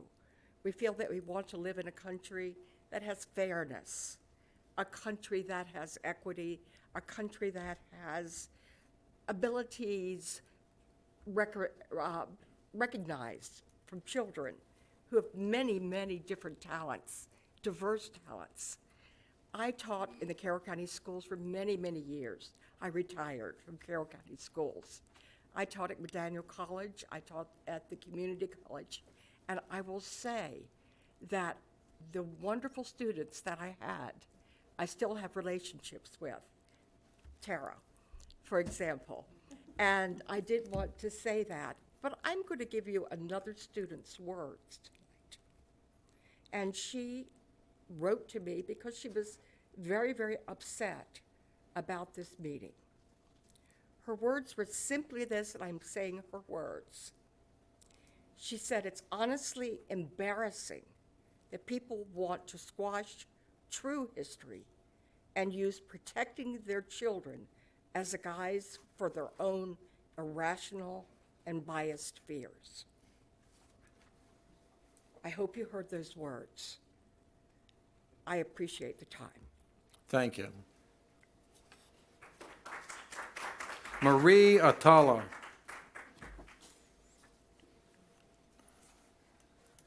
Hi. I have to say that I wasn't going to even talk, or I wasn't ready or prepared, but I felt very compelled to say something tonight because I was listening to both sides. I am a nationalized American. I grew up in a country there's a lot of prejudice, a lot of unfairness, and I came to America to escape all of that because I wanted to enjoy freedom, liberty. I wanted to raise my children in a better world. I love America because I see a lot that I wanted to see in my country, and I missed having in my country. Freedom and the opportunity to succeed regardless of who you are. If you work hard, you're gonna get somewhere. But now I have two sons. One of them has just graduated University of Maryland, and he's going to medical school. He was in your system, CCPS. And the other one is going to 12th grade. But I remember now when my son was in high school, he would come home and say, oh, the white people, the white people. And it all makes sense to me now. Yes, there is a problem. And when I heard people, like some people here talk about, you know, the liberal people, like, and they said that they're like, you're just whining about what happened in the past. Whining and whining. Oh, this happened and this happened. We all know it happened, but now it's different. And let me ask you this, is the solution to teach CRT? Are you going to fight hate by teaching hate? That's hypocritical. You can't tell people that white people are bad and evil, because that's discrimination, in my opinion, and that's teaching hate. So I don't see how imposing this agenda is going to solve the problems that we had in this country many years ago. And I think we've come a long way. So I don't know what the whining is all about. And CRT is definitely not the answer. You want to live in a prejudiced country? You need to go live where I used to live. And then you will appreciate America. So please keep America free. That's it. That's all I have to say. Thank you.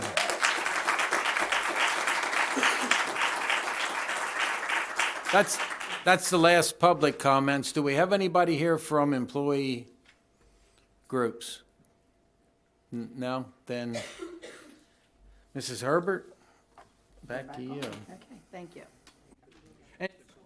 One quick thing. I do want to thank everybody. I know this is an emotional topic, and I'll be honest, I was concerned we might have some not proper behavior. You guys all spoke very well. You spoke from the heart, and I recognize there's many sides to this, but I do want to thank everyone for coming here and being civil. I get a little upset when we're told we don't have time for people. We've really pushed public comment. We were the first county to push public comment, and we say we're only going to do it for 30 minutes, and we never hold to that. So, again, thank you.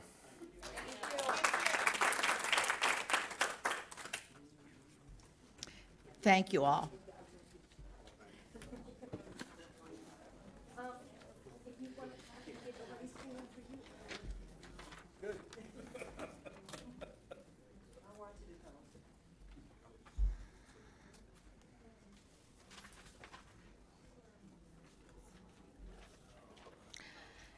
And while we are moving on, we will have COVID-19 updates. Dr. Lockhart and Mr. Singer, it's so nice to see you in person. Oh, boy.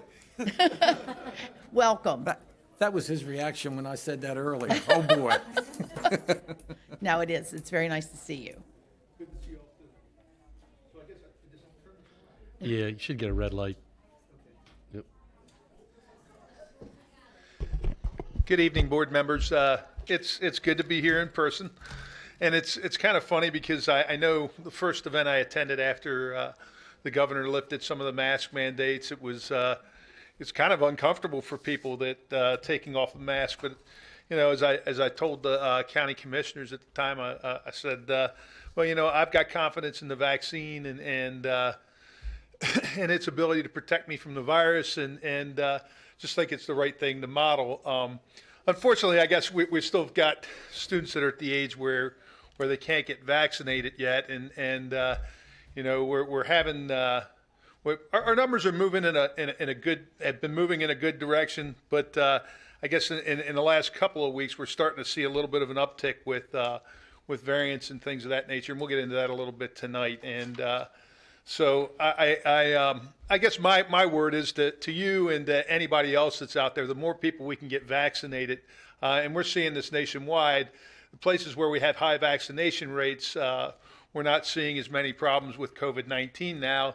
In the places where vaccination rates are lower, we're continuing to see outbreaks and people getting sick and dying from the disease. So my message to everybody is if you get an opportunity, get vaccinated. We're doing vaccinations at the health department at this point, and we've actually we're going to be out at the fair during the 4-H fair, and it'd be a good opportunity for we're going to offer the vaccines to the kids that are 12 and older.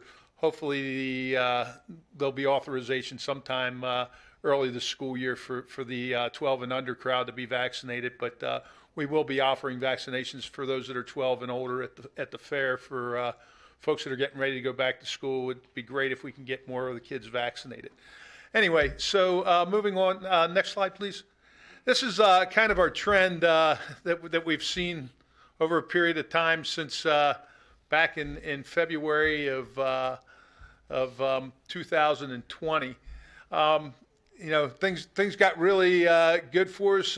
May time frame, we started getting down below 10 cases per 100,000 per week, which is great. That puts us in the very low risk of transmission in schools.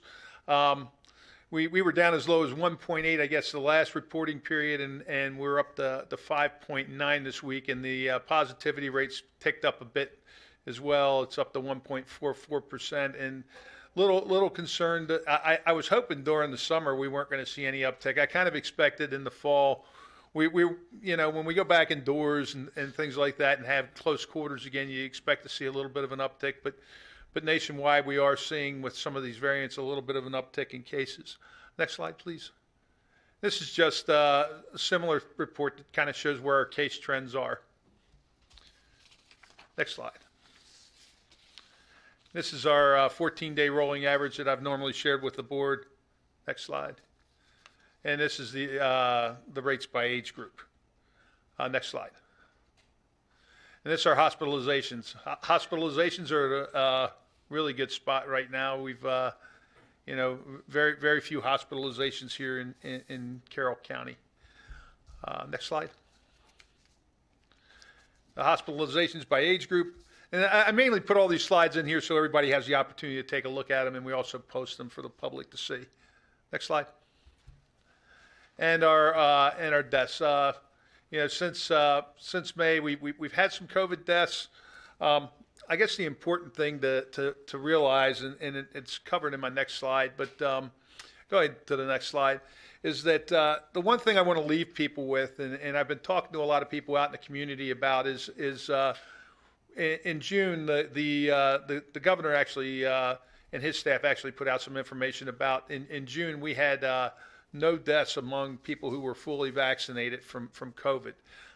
Also, very few hospitalizations. And talking to Garrett over the last couple of months, it didn't seem that we had any hospitalizations for people who were fully vaccinated. So I can't send people a stronger message than the vaccines work. We should have confidence in the vaccines and the science behind the vaccines, and encourage people to get vaccinated. The CDC's reporting a little bit of an uptick in cases, especially in places where there are not high rates of vaccination.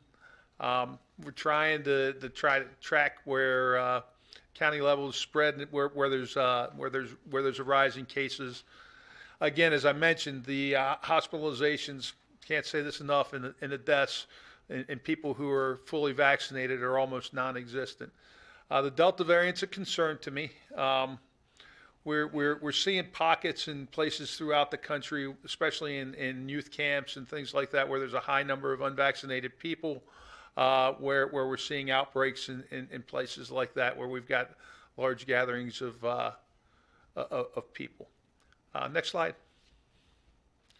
So screening, testing, and contact tracing continue to be an important part of what we're doing. I am a little concerned, and Dr. Lockhart and I have had some conversations about this. The next slide talks about the CDC recommendations, and you all have to decide how you're going to approach things in the fall. And I know we want school to look as normal as possible, and that makes sense to me. But let's go back to the previous slide, please. Oh, where are we? There we go. But the concern that I have with contact tracing and whatnot is, as we're seeing these variants, and the 12-year-olds and under are the ones that are not vaccinated. We're starting to see a lot more spread in the kids, and unfortunately with some of these variants, we're also seeing hospitalizations of kids. We haven't had an experience of a lot of that happening here in Carroll County, but across the country, there have been a fair number of documented cases of children being hospitalized with COVID-19, especially with this Delta variant. And I don't know what the full answer to that is, other than we continue to try to vaccinate as many people as we can. Go ahead to the next slide, and we'll talk about. So I know that you all have probably seen. I shared with Dr. Lockhart the most recent CDC recommendations, and I actually wish with the they have a recommendation in there, and we can get into. They talk about trying to do things to mitigate the spread of COVID. But I will say the one focus is something that you guys have emphasized all along, is trying to get all the kids back in school, regardless of what the rates are, and trying to make sure we do that. However, the one thing that they put in there is that they recommend anybody who's not vaccinated be wearing a mask. And far be it from me to stray from what the CDC recommendations are, and that's the state's recommendations at this point in time. But I really kind of wish they would have tied something to case rates. I think I told you back in April and May that I would feel comfortable if the risk of transmission were low, and I don't know if that's where we're going to be in September or October. But if the risk of transmission is low, I don't know that I feel that it's really warranted that we have to mask in schools. But I don't know where we're going to be again in September and October, and I guess that's something you need to be thinking about, and whether we want to be looking at case rates. And I know nobody likes having to wear a mask. I don't like having to wear a mask. I'm glad that I'm fully vaccinated, and I feel comfortable that I'm not going to get the virus. And even if there's a possibility of having breakthrough from the vaccine, I'm not too concerned that I would get seriously ill because no vaccine's perfect. I'm not too concerned that I would get seriously ill even if I were to catch COVID at this point. So, I mean, you're left with a tough situation, in that the CDC guidance is very clear. I know where you all want to be. I know you've already voted on where you want to be with masking and all in the fall. The suggestions are, though, is that maybe we try to do what we can to spread kids out, cohort kids, maybe take some other measures. And we also probably need to take some consideration as to whether or not we start seeing local increases in cases as we get back to school, and whether we would potentially have to consider masking. And that's that's just my thought on it. And again, the CDC recommendations is, regardless of what the case rates are, that anybody that's unvaccinated would be wearing a mask. But Again, the CDC kind of has the expertise, and they've done the research, and that's where they stand. So, next slide, please. Just real quick, some numbers on doses administered. I know Maggie told me she accidentally left a couple of numbers off. The second doses administered, so everything doesn't add up there. That's actually in Carroll County, we've administered a total of 53,000 doses by the health. This is by the health department of COVID vaccine, and we're going to continue to vaccinate anybody who wants to be vaccinated. You can sign up for clinics and come in, and within a couple of days we can have a person vaccinated, and we're trying to get out to where people are. That's why we're going to the fair, and hopefully the one thing that I did want to mention here is I look forward to when the kids that are 12 and under. I'm a little bit nervous about having them come out to mass clinics, but I think with the school nurses and the help of the school system, we can do some mass clinics to try to vaccinate the elementary and middle school age kids that aren't eligible yet who want to be vaccinated. It's tough for our physicians' offices because it's tough to manage the vaccine because you have to use it within a short period of time. It requires special handling and special temperatures. We're actually acting as a point of distribution. So if a physician's office wants one vial and to give 10 shots, we can do that for the physician's offices. Because I really think the pediatrician's office is the best place for the kids to get vaccinated. But we do want to make sure we provide that service once it is available to those 12 and under. And I'll be talking to the superintendent. I kind of had in the back of my mind that we probably, once it gets approved for 12 and under, probably would want to open up clinics in maybe in our pod sites in the gyms on a weekend, so that we can get kids vaccinated that want to get vaccinated and their parents want to get them vaccinated. It can help us all get back to normal, and that's what I've said about the vaccines all along is the more people we get vaccinated and the quicker we can put this behind us and be done with it. And I'd like to be done with it right now, but unfortunately, we even had a camp here in Carroll County that's been struggling that voluntarily had to suspend operations because of some spread of COVID, and it's tough when you have a part of the population that still can't be vaccinated. Next slide. This is just where our numbers are going. Obviously, our vaccination efforts are leveling out as there are fewer and fewer people who are wanting to get vaccinated that aren't already vaccinated. So we made quite a push for the last few months. Next slide. And this is our percentage vaccinated by age group. And I'm expecting that 12 to 19 age group might pass our 20 to 29 age group. We've got about 50% of the folks who are in that 12 to 19 age group vaccinated. And we're hoping as kids get back to school that they consider becoming vaccinated, so that the good thing is if you've got students that are vaccinated, and the one nightmare that the superintendent and I have talked about is quarantines. If we have somebody get sick, all those kids who aren't vaccinated are going to wind up home for 7 to 10 days under the state's requirement with the quarantine, so that we don't take a risk of infecting other people. If people are fully vaccinated, then they don't have to have their life disrupted. And that's I think in and of itself is a reason that I would want to be vaccinated personally, and knowing that the vaccines are safe. So that age group's doing pretty well, and as we get back to school, I think we may see that number increase. We want to make it available to the college students and to the students that are in the age group that you all serve. Mr. Singer. Yes. Your numbers, do they include the ones that did go to the pediatrician or to or pharmacy or out of county, or your numbers just what you've done? So the numbers that we have are people who were essentially vaccinated in the state of Maryland. So if somebody went to Pennsylvania, we may not have that.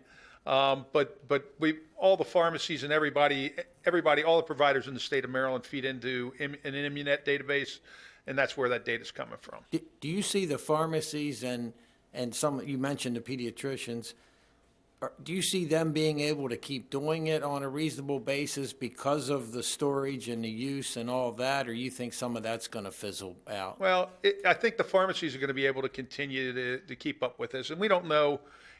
One of the slides back there, and I didn't talk on the talking point, we don't know whether there's going to be a booster shot that's going to be needed or not.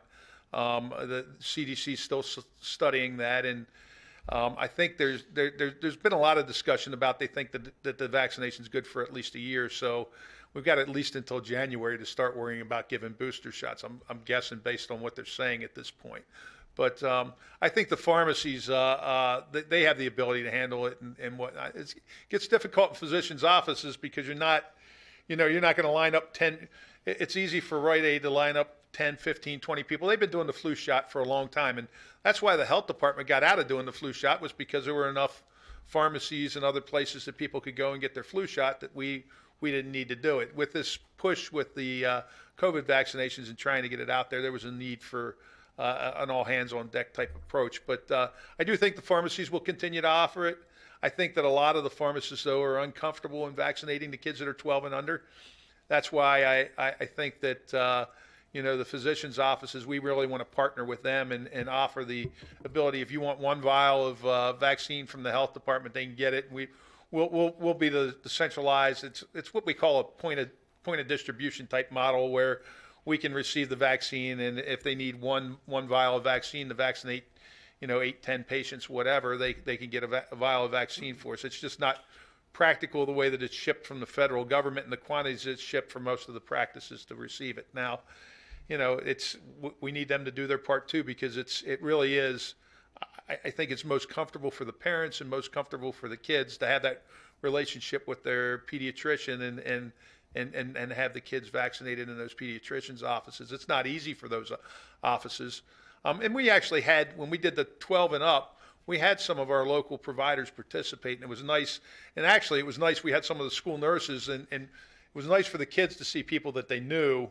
And we actually had the National Guard brought out a comfort dog. And so between that and knowing some of the nurses that they knew and some of the doctors that participate here in the community, it was a little bit easier to do that with the 12 plus. The 12 and under population, I really hope we can try to get them to their pediatricians' offices and work with them to get people vaccinated. But we're going to offer it through the health department as well to make sure that we can try to meet that need. Mr. Singer, I just wanted to comment real quick. My son, he actually, when he went to his pediatrician and he was asking his doctor, he was asking questions. He had concerns, and I told both my kids it's up to them. So he took it upon himself to ask, what can happen, what couldn't happen. But unfortunately, even his pediatrician was like, well, I don't have it here, so even if you wanted it, I couldn't give it to you. So I understand it's a very valid point that a lot of our pediatricians don't have the vials in order to give them to the children, even if they wanted to. One of my questions was, so let's say if we have to do the contact tracing regarding a student, how do we go about, is it the honor system? Are we going to require proof that if a parent says, my child's been vaccinated, they don't have to quarantine? So we will require proof, but that's all in a database system. If you get vaccinated here in Maryland, it's in a database system. We've got access to it. I can find out whether the person's been vaccinated or not. We can, so it's not, sometimes it takes a day or so to sort all that out. But if we do need to know that the child is vaccinated in order to exempt them from a quarantine. We've been doing this right now in dealing with camps. We've been doing this with camps. I am concerned that, and the thing that's going to be hard, and this is, I keep getting back to the discussion that Dr. Lockhart and I had with the schools being full and kind of having normal activities and things of that nature. There are going to be a lot of close contacts. And if somebody gets sick with COVID, you could be talking about a large number of students having to miss school for a period of time.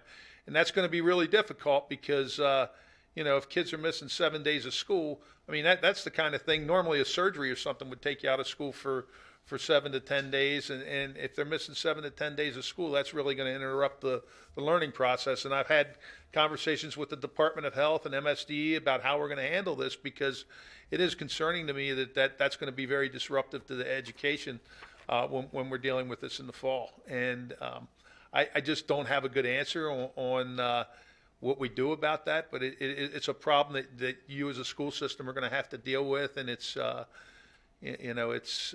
we're going to work closely with the school system as we have throughout the past, and make sure that we're doing an effective job of doing the contact tracing job that we need to do. But it's as we have more and more people, there's more and more. If you just go in the classroom and you look at the desks and how they're arranged, when we had people spread out, there were a lot less close contacts. But now there are going to be a lot more close contacts, and if somebody gets sick, it means a lot of kids out of school. Will the school administrators have access to that database as their?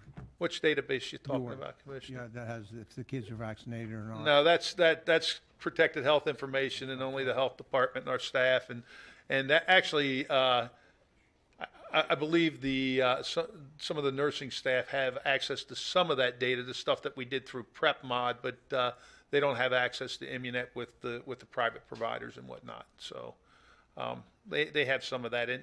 And I'm not sure if it'll probably be documented in the medical records for the students, I would think. So, I mean, if we have that information in their file, we do, it's routine. And one of the things we're behind on right now is routine vaccinations, because people weren't going to the doctor while we were in COVID and whatnot, and ignoring some of their other things. So, those regular vaccinations, the childhood immunizations that kids need, we're behind on, and the school nurses are going to be doing reviews of that, and we're going to be making efforts with the school system to catch up on those regular vaccinations. So this would be something that would normally be included in that vaccination record. So I would think that as long as the records are up to date, they would have that information readily available. Dr. Lockhart. Thanks. And I think that the challenge with quarantine heading into next year is we're not providing concurrent instruction anymore. Right. We're all in person. So that'll be challenging. It'll be like if a student had a surgery or had a regular illness and we're out for a time. We'll do everything we can in terms of assigning work, and we do have a learning management system, and there will be opportunity for kids to access information, but they're not going to be live streamed into a classroom this year. Right. So I just got a couple more slides, and then we'll finish up, and you guys can ask any other questions. Next slide. As I mentioned, we're doing our vaccination clinics. 12 and up can be vaccinated at this point. I think they're saying like September, October is kind of the rumors I'm hearing for the younger children. We're going to be at the fair from the 31st until the 6th, and make vaccine readily available there. I know there's always a lot of young people that are at the fair. We'll be glad to vaccinate their parents too if they're still unvaccinated. So this is our big 38-foot long monster that apparently I'm the only person at the health department that's comfortable driving right now. So I get to move it whenever it needs to get moved right now until we get some people trained. That's why I was telling them, I see you're advertising for bus drivers. Maybe I'm going to retire and become a bus driver. Next slide. And then we got our poster children up here for getting vaccinated, and I appreciate you guys participating in our campaign to encourage people to get vaccinated. There's a lot of good reasons to get vaccinated, and I know some people are still hesitant, and some people feel like this is over, and the people that are on the fence are kind of like, well, I'm not going to worry about it now. But I mean, it could still be very disruptive to your life and whatnot. As I said, people who are getting sick or dying from this illness at this point in time are those people that aren't vaccinated. That's the biggest reason. And the second biggest reason is if you're exposed to somebody who has COVID and you got to interrupt your life for 7 to 10 days to get out of quarantine, it's like a get out of jail free card right now, and I think it just is helpful in getting us back to normal. So I encourage everybody to get vaccinated. That's all I have for slides. So if you all have any questions, I'll be glad to have any discussion or talk to you about anything that I presented or anything that's on your mind. Well, thank you. I don't see any questions. Wow. And go see John O'Neill, and he will put you in with a bus contractor. You all have a good evening. You Thanks. too. Thank you so much. All right, we've had our updates, and now we're going to move on to board member activities and correspondence. Who would like to go first? All right. Mr. Kyler. I will pass. I will just Yes, pass. so we have Ms. Tyre. Do you have anything? Ms. Taglia? Not really a whole lot. I mean, summer's in full swing, and we're in the midst of July, which seems pretty crazy that next month we're going to be already planning for back to school for September. So I did celebrate my 25th high school reunion last month, which was nice. It was fun. It was really neat to see how people can change. Somebody could have been a certain way in high school and they're a completely different person now. So it's really nice to see the different changes. So basically you kind of grew up, so you're just kind of, you lose some perspectives on things that you were a teenager at a different now. I do want to thank the community and my colleagues here and Dr. Lockhart for all the messages I received for the passing of my grandmother last month. She actually was in here on my 40th birthday when I got sworn in, and that was a very important moment in my life, and I'm glad she got to share that, and she got to see what I was able to do and what I can accomplish in life, and she always told me she was proud of me, and I think it's something all of our kids need to hear from their families. So we do have the 4-H fair coming up, as Mr. Singer was saying. It begins on the 31st to August 6th. So I do want to wish all of our Carroll County 4-H students good luck to all of them entering their projects. I can't wait to see what they've been working on. COVID has given them actually a really great opportunity, if there is any type of silver lining to this, for allowing them to start up new projects and take on new ideas for things. Many are taking care of cattle that they've never done before, swine, and my kids are entering chickens, which it was something we just kind of like, all right, we're going to do chickens since we're home for COVID. So it'll be interesting to see how much these kids have done while being, basically not being able to do much. So that's about it. Still working on college and plugging away and just keep on going. Thank you. Dr. Dorsey?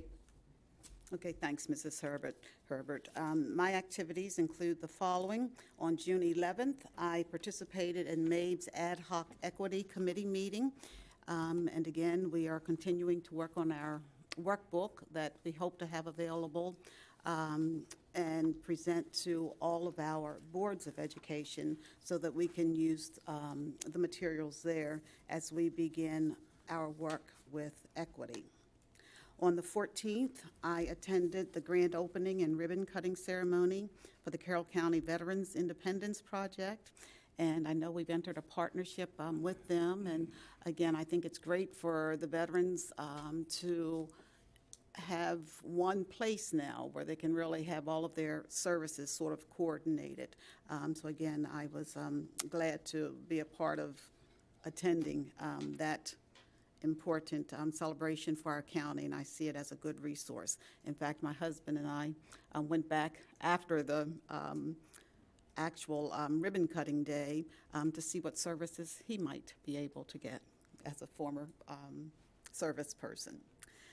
On the 22nd of June, I attended a meeting with the Carroll County Kids for Equality meeting, and it was so interesting because we had 5 students as a part of this meeting, and we began by just listening as they shared some of the challenges that they faced during the hybrid year of learning.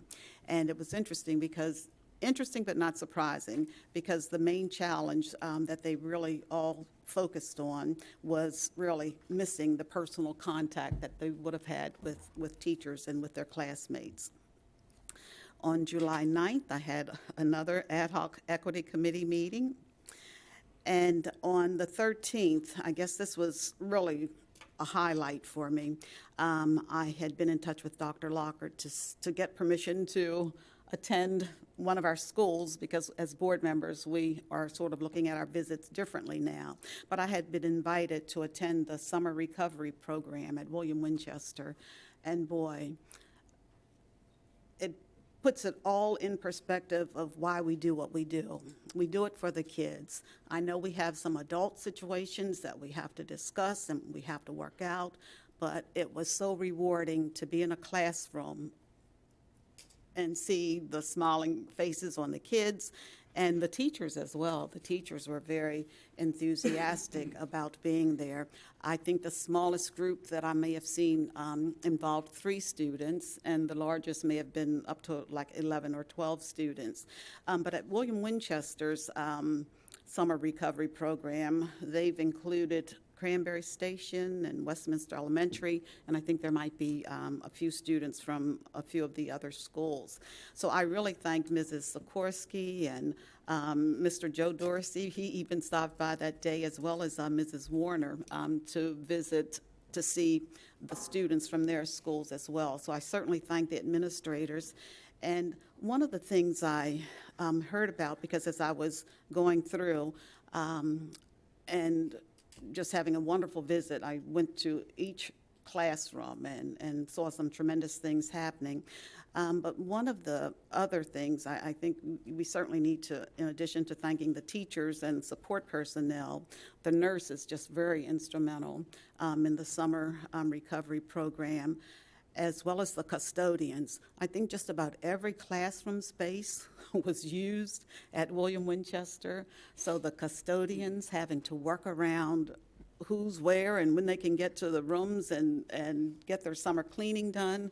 They had a plan. They know how they want to go about achieving that. But it takes a lot. So I'm certainly grateful for what everyone is doing to make the summer recovery programs possible for our students. And I wanted to also give some accolades to the office staff. Because I think it might be something maybe we hadn't thought about enough, because the secretary at William Winchester really was like administering the program as far as keeping up with all the phone calls and all the messages. And I heard that, there are situations where if kids are coming from other schools and if their transportation for the day is changing, that doesn't always get communicated in time for the Willie staff, and that can create a situation. So I think a few bugs, they're certainly working out, but I just give them all the thanks and all the kudos for working so hard on the summer recovery program and for all of the work that's been done here as far as planning it as well. But again, that's why we're here. That's what is really important, seeing the kids involved in learning. And I'll just share a couple of more things here. One of the things that the administrators were really excited about, they knew that there were some kids who had sort of tuned out during the hybrid session. They were supposed to be attending virtually, but really didn't. So they were really looking forward to having those kids especially come out for the summer recovery program. So the administrators were very excited when they saw that some of the students who really, really needed to be there, who really hadn't had, a lot of in-person contact through the year, they were just so excited to see that they were there. So again, kudos to all of them. And the last thing that I'll share is that I attended this morning a MABE Board of Directors meeting, and we are planning for our upcoming conference to be held in October. And again, it's going to be in person, and I know the information has gone out to our board. So hopefully, if you can't attend the full session, hopefully you can find at least a day or part of a day that you might attend the conference. Well, thank you, Dr. Dorsey. Devanshi? Hi, everyone. On June 11th, I was able to attend the Superintendent Student Council alongside some phenomenal student leaders across the county, where we had candid discussions on the issues students face in our schools and what changes students would like to see. I wanted to thank Dr. Lockhart and the central office staff for hosting us and listening to what we students had to say. In late June, the Washington County student member on the Board of Ed and I had the opportunity to meet and speak with the California Student Board Member Association and the Oregon Student Board Member Association. And it was truly an enlightening experience to hear the roles that student board members play in the communities of other states beyond just Maryland. Next week, AP scores come out for students who took the test this last school year. I just wanted to commend all the students who put in the effort this past school year with AP classes and tests in this virtual, hybrid, in-person situation, as well as the different virtual and in-person tests that we had. And all in all, I just hope everyone just keeps enjoying the summer. Again, students, parent, teachers, we truly deserve a break after this last year that we've had. Thank you. Thank you. I want to thank everyone that is so involved with summer recovery. We can't do it without all of you working really hard together, and for everyone that planned. I heard it's going very, very well, and good luck to all the 4-Hers. And at this time, Dr. Lockhart, you're on. Thank you, Ms. Herbert. I echo the thanks for summer recovery. It's been a pleasure to be visiting some of our sites and seeing smiling faces, and everybody seems very enthusiastic. And I know it's a lot of work. Also, I think we've thanked everybody. Bus drivers, we want to thank them too. Everyone. Mr. Hardesty, you and your team for quickly getting all that together for us. It's been great, so thank you very much. Okay, I want to share with you some outstanding accomplishments of two of our high school students. Dylan Harith, a senior at Westminster High School, has been named the 2021 Westminster Youth of the Year in Boys and Girls Club of America's National Youth of the Year program. This is a pretty prestigious honor given to an exemplary young person in recognition of leadership, service, academic excellence, and dedication in living a healthy lifestyle. Dylan will serve as an ambassador for the Boys and Girls Club of Westminster, as well as a role model for all club members. He's shown extensive leadership at the club, serving as a leader in training, junior staff member, and the captain of the club's first robotics team. In addition, Dylan earned his Eagle Scout badge through a project he organized at the club where he built mobile Lego tables from wood salvaged during the building's renovation. Pretty ingenious there. He's also a talented artist and is credited with creating the art designs in the club's new Norbreak Steam Makerspace. So congratulations, Dylan. I'd also like to congratulate Juan Cho, a senior at South Carroll High School.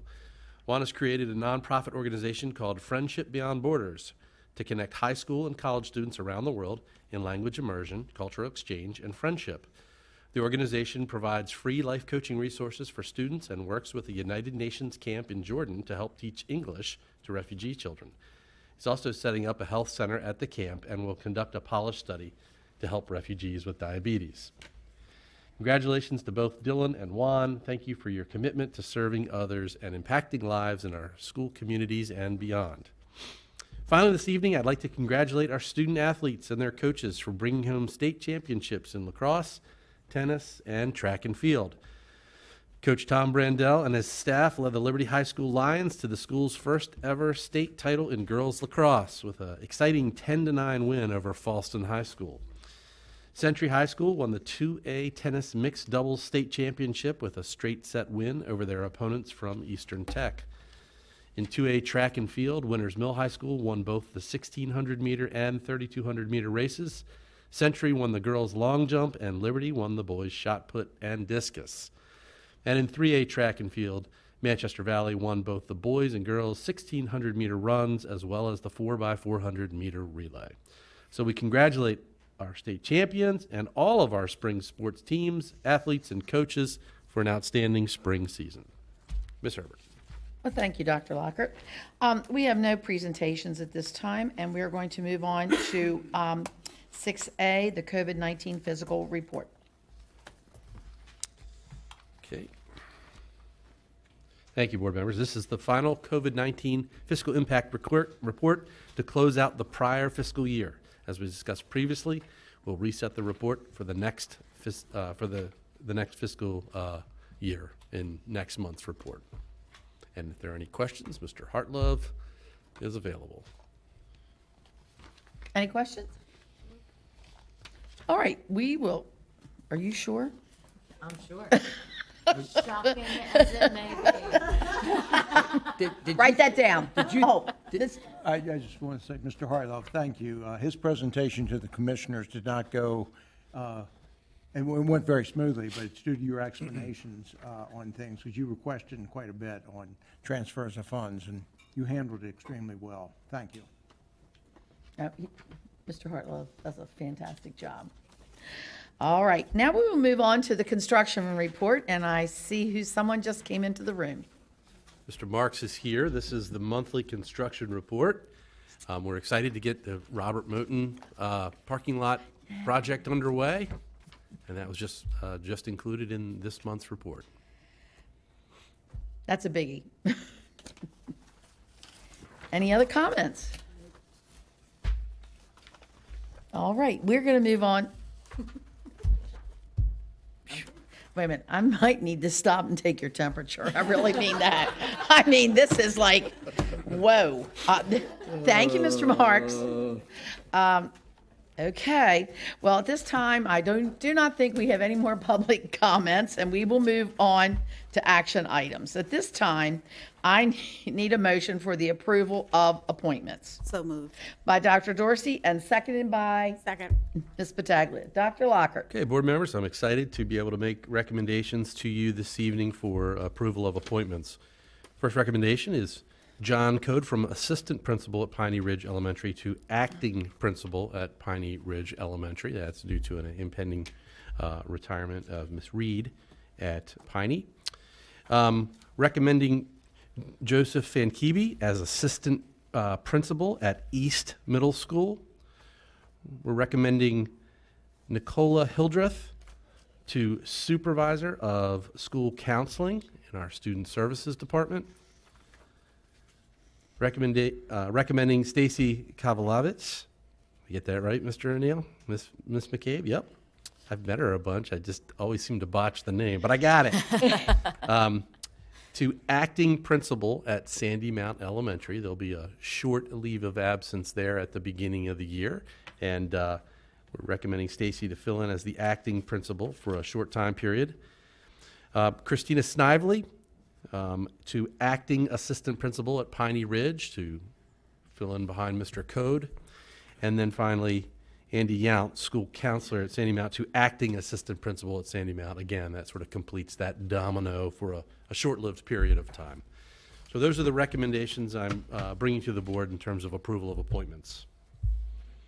Comments? Questions? All right, this time I will call for the vote. All those in favor signify by saying aye. Aye. Opposed? It passes unanimously. Now I need a motion for the approval of personnel action items. So moved. By Ms. Battaglia, seconded by I'll second. Ms. Savigny. Dr. Locker. Okay, thank you, board members. We continue to work hard to staff our schools for the coming school year. We're on pace to be fully staffed for next year with this month's personnel action items. You can see in the agenda packet 91 new hires, 2 releases from contract, 2 promotions, 8 leaves of absence, some increases and decreases depending on positions. I will share with you as we look at year-to-year staffing and the overall new hires, this is pretty much right on average with what we typically would see. We looked at this as we went through the pandemic and thought about, making sure we're appropriately staffed. As Mr. O'Neill and I kind of talked pretty much daily throughout about this throughout the course of particularly the latter half of the year.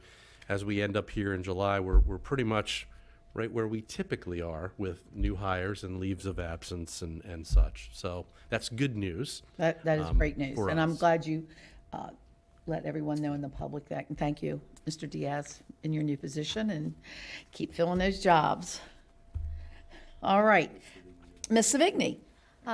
Thanks, Dr. Lockard. And I did just want to check and see how close this gets us to being fully staffed, or do we expect to see another influx in the August meeting? Well, I will just say generically, I'm pretty sure this gets us fairly close to being fully staffed. Specifically, there could be a couple of, still vacant positions here or there, but I don't think it's a massive number. I'm looking back to the back there, John. Yeah. Okay.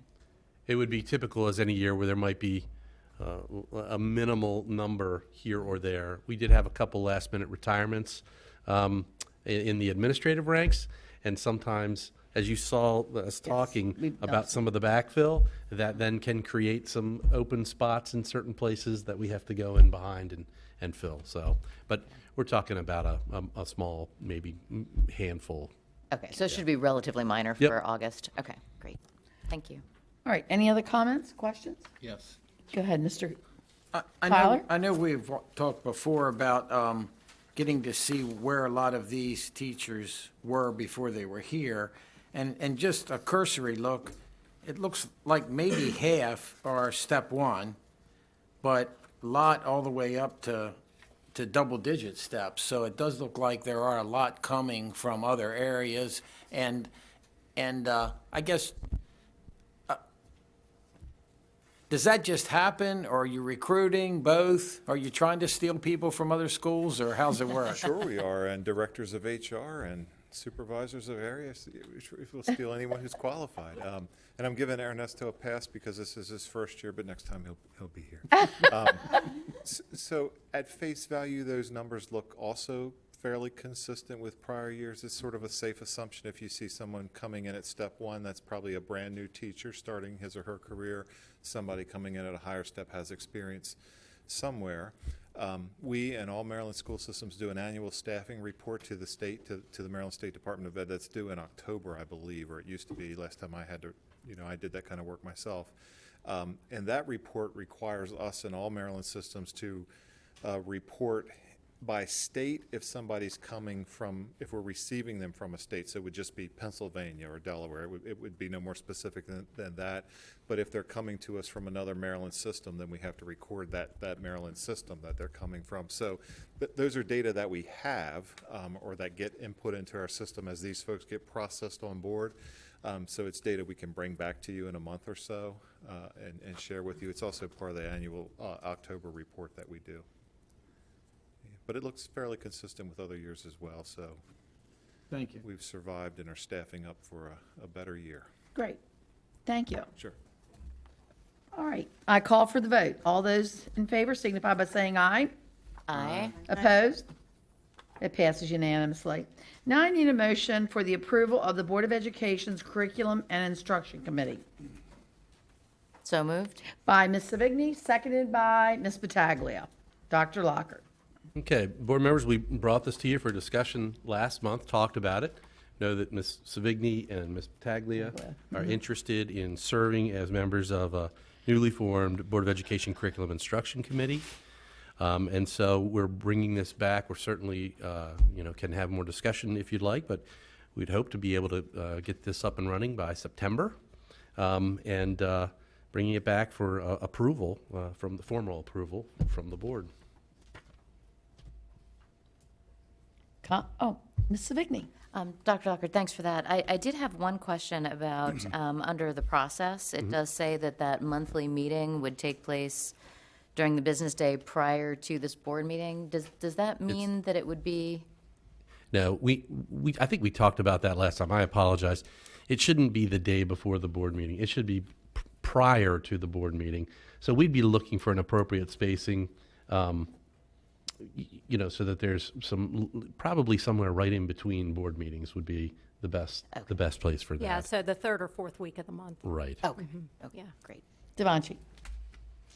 I know I mentioned when this was up for discussion that I believe Yes, you that did. I know what you're going to say. Student rep on the Board of Ed should also be part of this committee. And I strongly believe that because, again, this is for the students and the student voice. How much more vital could it not be than for this committee in particular? So I think that under number 6, it should be the student rep on the Board of Ed as well. And the committee should be comprised of the following individuals.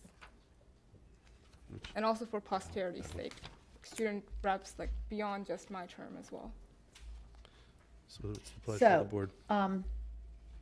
Rochelle, then we need a motion to amend this curriculum committee? That's correct. Okay, so I need someone to make a motion.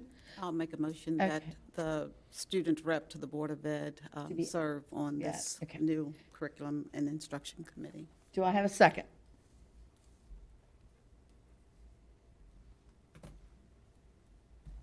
No second? Then it does not pass.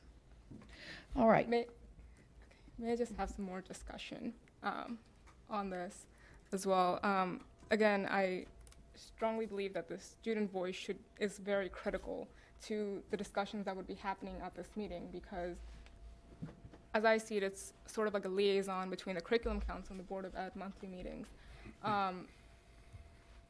And the Curriculum Council currently has a student voice on there. They have student representatives.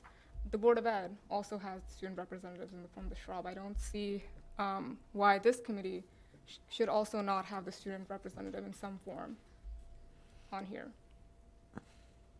I agree with you. I mean, we're about the education of the students, and I think your input certainly is valuable on this committee, on this board. So, I'm sure that it would be just as strong and helpful on the committee if we could get other board members to support that. Ms. Battaglia. I'm not directly opposed to it. I mean, like you just said, Devanshi, they have one on the council, and I think that's something different. Councils where they get they give everybody a piece of it and they evaluate it and bring it back to the table. This, and I think it's because some material would have to be more evaluated before it's sent out to the council or brought back and then given to the Board of Ed.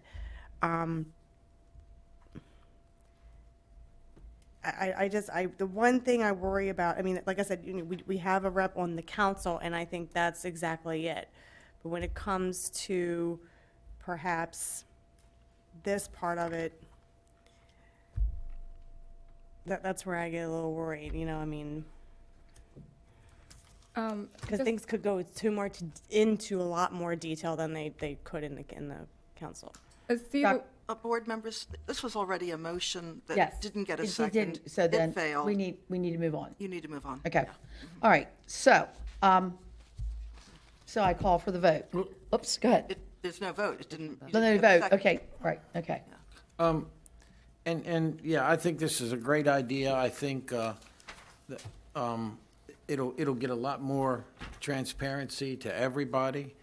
One of my concerns, and I don't know whether this should be this group that's newly being formed. I think we need to look hard at how we get people on the curriculum council.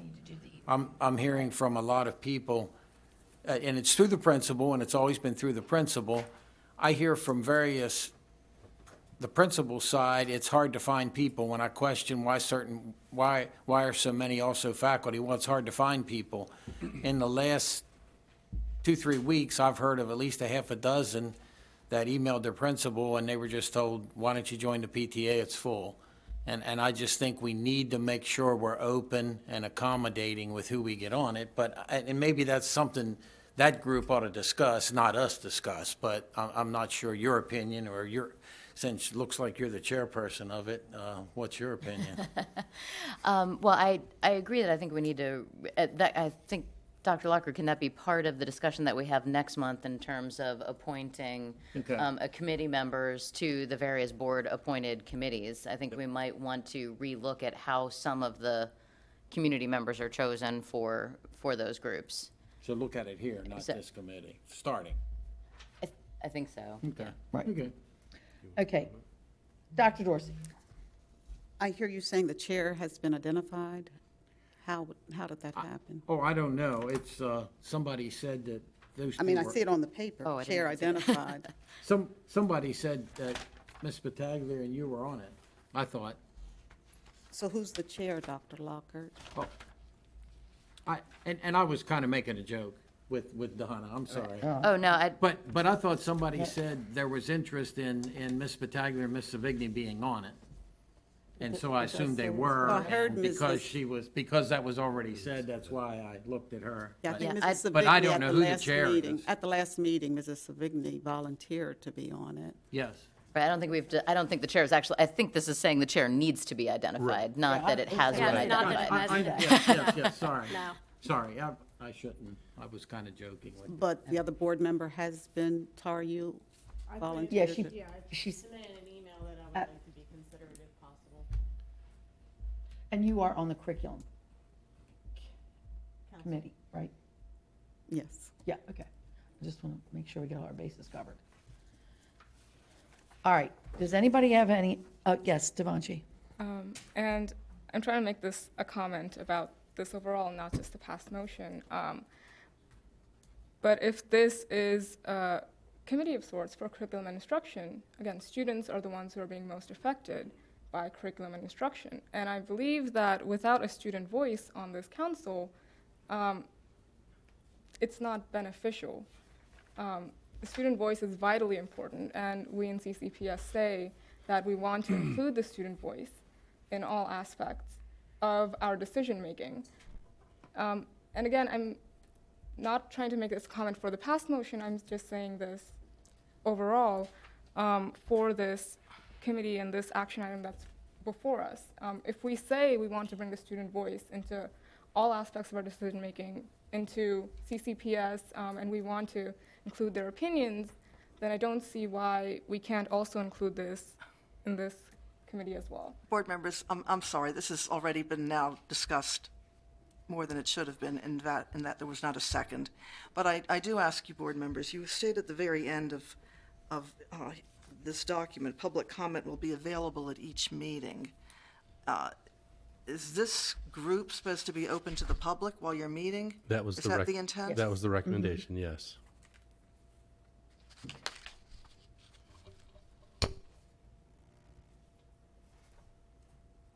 Is there a problem with that, Ms. Eisenberg?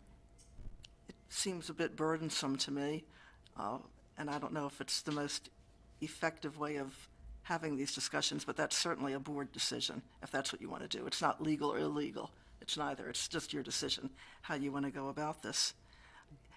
This is quite I guess I'm looking at it in terms of the law on curriculum guides, because the way it normally works is that each county board, on the written recommendation of the county superintendent, establishes the curriculum guides and everything else. So here you're already adding in an extra step of having a committee, and now I'm wondering if you want to add that additional layer of also having the public there, because you already adopt the curriculum at a public meeting. So is it that you want public comment twice versus just having the board have an opportunity to review what you're doing?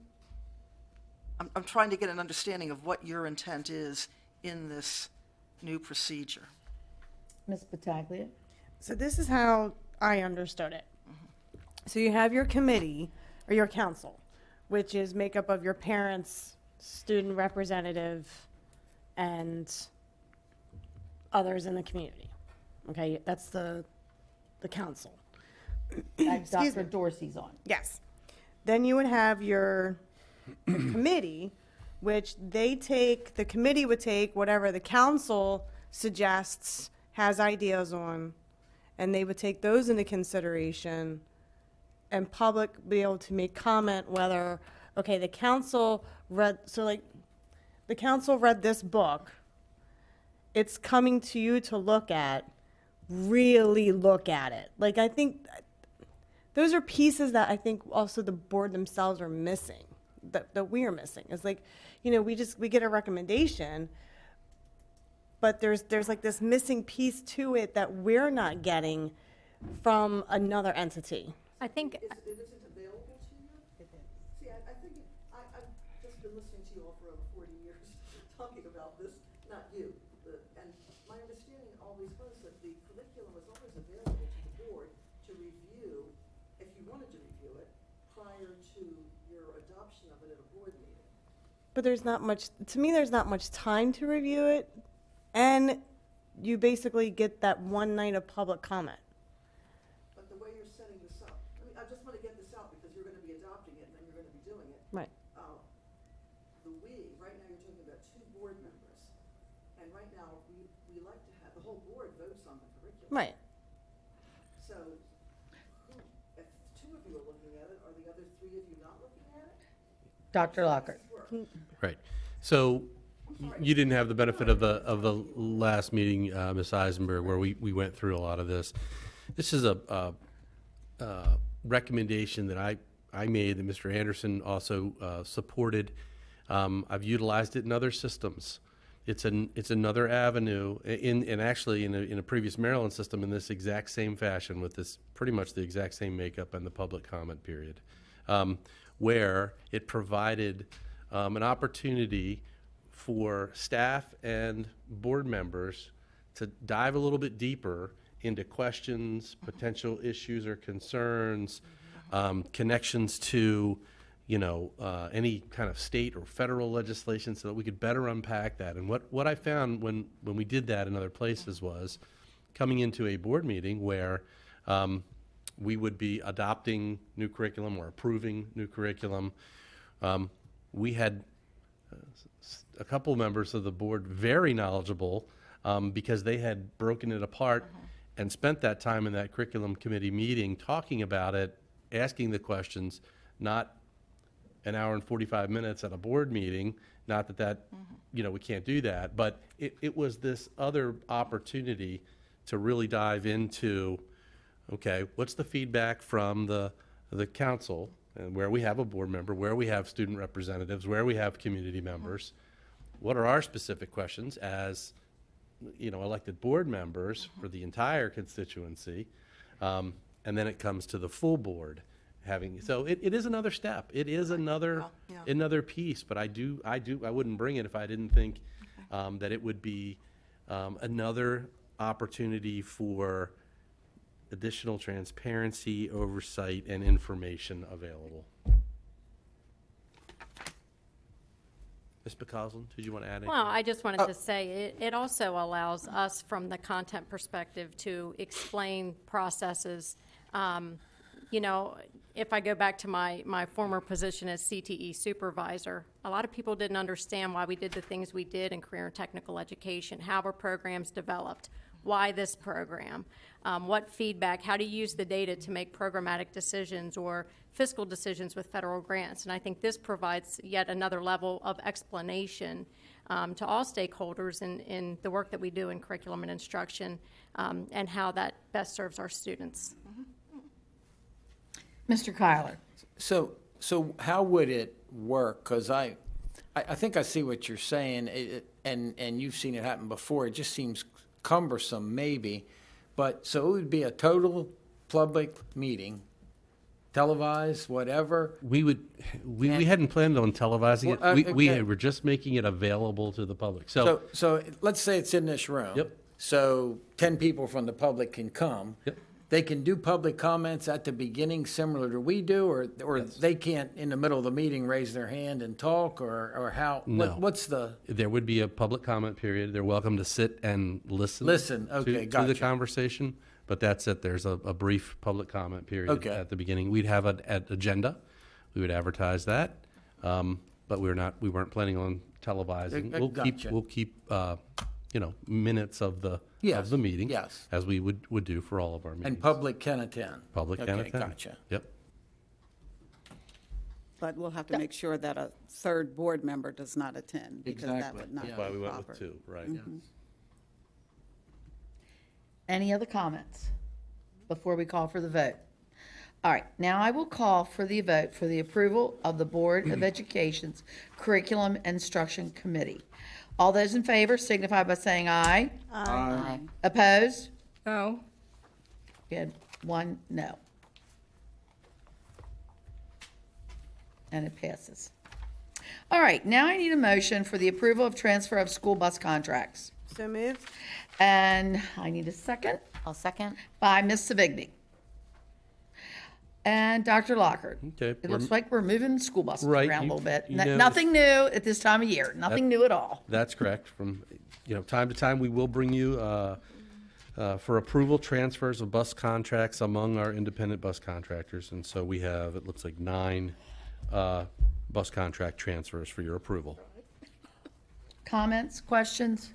In all seriousness, on a serious note, we do need bus drivers. And I know we have advertised, but please, if you would be interested, we have training, and we desperately need bus drivers. But we are not the only county that needs them. But I just want to put it out there. If people need work, we definitely could use some bus drivers. All right, so I call for the vote. All those in favor signify by saying aye. Aye. Opposed? It passes unanimously. Now I need a motion for the approval of award of bids So moved. by Ms. Battaglia, second by I'll second. Ms. Savigny. Dr. Lockhart, what are we buying? Board members, there are 5 items on the award of bids. The first is for commercial cleaning equipment and custodial supplies. This is a buying list for equipment and supplies as needed. Second is facility management software. This is the annual cost for our facility management software. Third is the commercial cafeteria equipment and furniture. This is for serving units for 2 of our high schools as part of the food services program. Fourth is the Play Power commercial recreation products. This is a tot lot for Francis Scott Key High School for their Head Start program at Key, and that's part of a grant-funded program. That's awesome. Yep, and then finally, is the design, furnish, and installation of playground equipment at Freedom Elementary. The playground area at Freedom is in need of replacement. The community has undertaken a major fundraising process for the replacement. And in addition, I want to note and thank Senator Reedy for his support of the community on this effort. Senator Reedy was able to secure a $25,000 legislative bond initiative to round out the funding for the project. So thank you, Senator. All right, yes, thank you, Senator Reed. All right, at this time, do we have any comments? So Dr. Locker, just to reiterate on the last one with the playground equipment at Freedom, this does not come out of no part of this comes out of CCPS budget. That is correct. Okay. No, and thank him again. So that is, yes, that's fantastic. Yep. Yes, that was. And, That was my question. well, you can, okay, all right. Anything else? All right, I call for the vote. All those in favor signify by saying aye. Aye. Opposed? It passes unanimously. And we have 8F. I need a motion for the approval of ratification of 2022 Food Services Master Agreement So moved. by Ms. Savigny, seconded by Ms. Pataglia. Dr. Locker. Board members, as you're aware, every time we successfully conclude collective bargaining with one of the official groups, that tentative agreement is submitted for the membership of that union for ratification. Once ratification is confirmed, we then present the agreement for your official ratification. So tonight, we're pleased to bring the new contract with our Food Services Association for your approval. Revisions to the master agreement are included in the board documents, and the new contract provides updated salary scales, improves the stipends for professional certifications, and provides a one-time bonus for employees. Beyond the master agreement itself, the uniqueness of this also led to this school year also led to the negotiation of different memoranda of understanding for the employee groups. And with the food services group, we agreed to an MOU to award recognition stipends for employees who worked in person during the school year and provided support to students. And I think no one exemplified that as, just as much as our food service folks who from, 18 months ago. They have not stopped. We're doing that, right. So. All right, comments, questions? All right, I call for the vote. All those in favor signify by saying aye. Aye. Opposed? It passes unanimously. And now, Dr. Lockert, we will move on for discussion our virtual program. Ms. McCabe is coming to the podium with some updated information, and Mr. Bricka, and recommendations for you. Good evening. On June 9th, we presented to you plans for what our virtual program might look like for the upcoming school year 2021-22. On June 11th, we sent home the application as well as the application process directions for our families, and that enrollment period was open until June 30th. So at this point, we have information about the number of applications that we've received, and we have the opportunity to have discussion about moving forward. So at this point, Mr. Bricka will come up and give you that information. Good evening, Board, Commissioner Weaver. As you can see, actually based on the cover sheet, we had about 140, it's actually 145. There was a duplicate number of applicants that we received for the program. And there about 78 of them were elementary, the remainder were secondary schools. With that, the process involves the pupil personnel workers going through and making sure that the students approving that. And with that, not all of those applications will be approved. In addition, because of the numbers that we have received some additional applications that we've added to the pile, and that's about a wash. So we're still sitting at about 145, 146 applicants for the full-time virtual program for next year. As you're aware, when we presented it to you, we presented it based on a 1% sort of population. That was sort of the number we felt was a break-even number. We only have about 0.5%, a little more than 0.5% of our students requesting, or of our families requesting enrollment for their students. With that, the number sort of comes to on the elementary school is a bit more staff-heavy, burdensome, and it costs a bit more to provide. On the whole, we're sitting at about a little over $13,000 per student to provide that for next year. So I also know that you're aware, I believe, that Howard County recently pulled back on their secondary program and changed what they were going to offer. I did, over the last several months, we've been meeting, all of the people are in the school systems in my position have been meeting and talking about plans. So what I have is sort of our more tentative plans, and other school systems are having conversations right now about where they may be moving as far as maybe changing what they have. But what I know right now, about 40%, about 10 of school systems, along with us, are offering K-12 programs, full-time programs in their plans. The remainder of the school systems are not planning on offering full-time K-12 programs. About a third of the school systems are planning on offering secondary programs with no elementary component. And then the other third are split. A number of school systems are offering grades 3 through 12, and that they believe that the primary students really need to be face-to-face. There are systems that are offering as Howard as K through 6.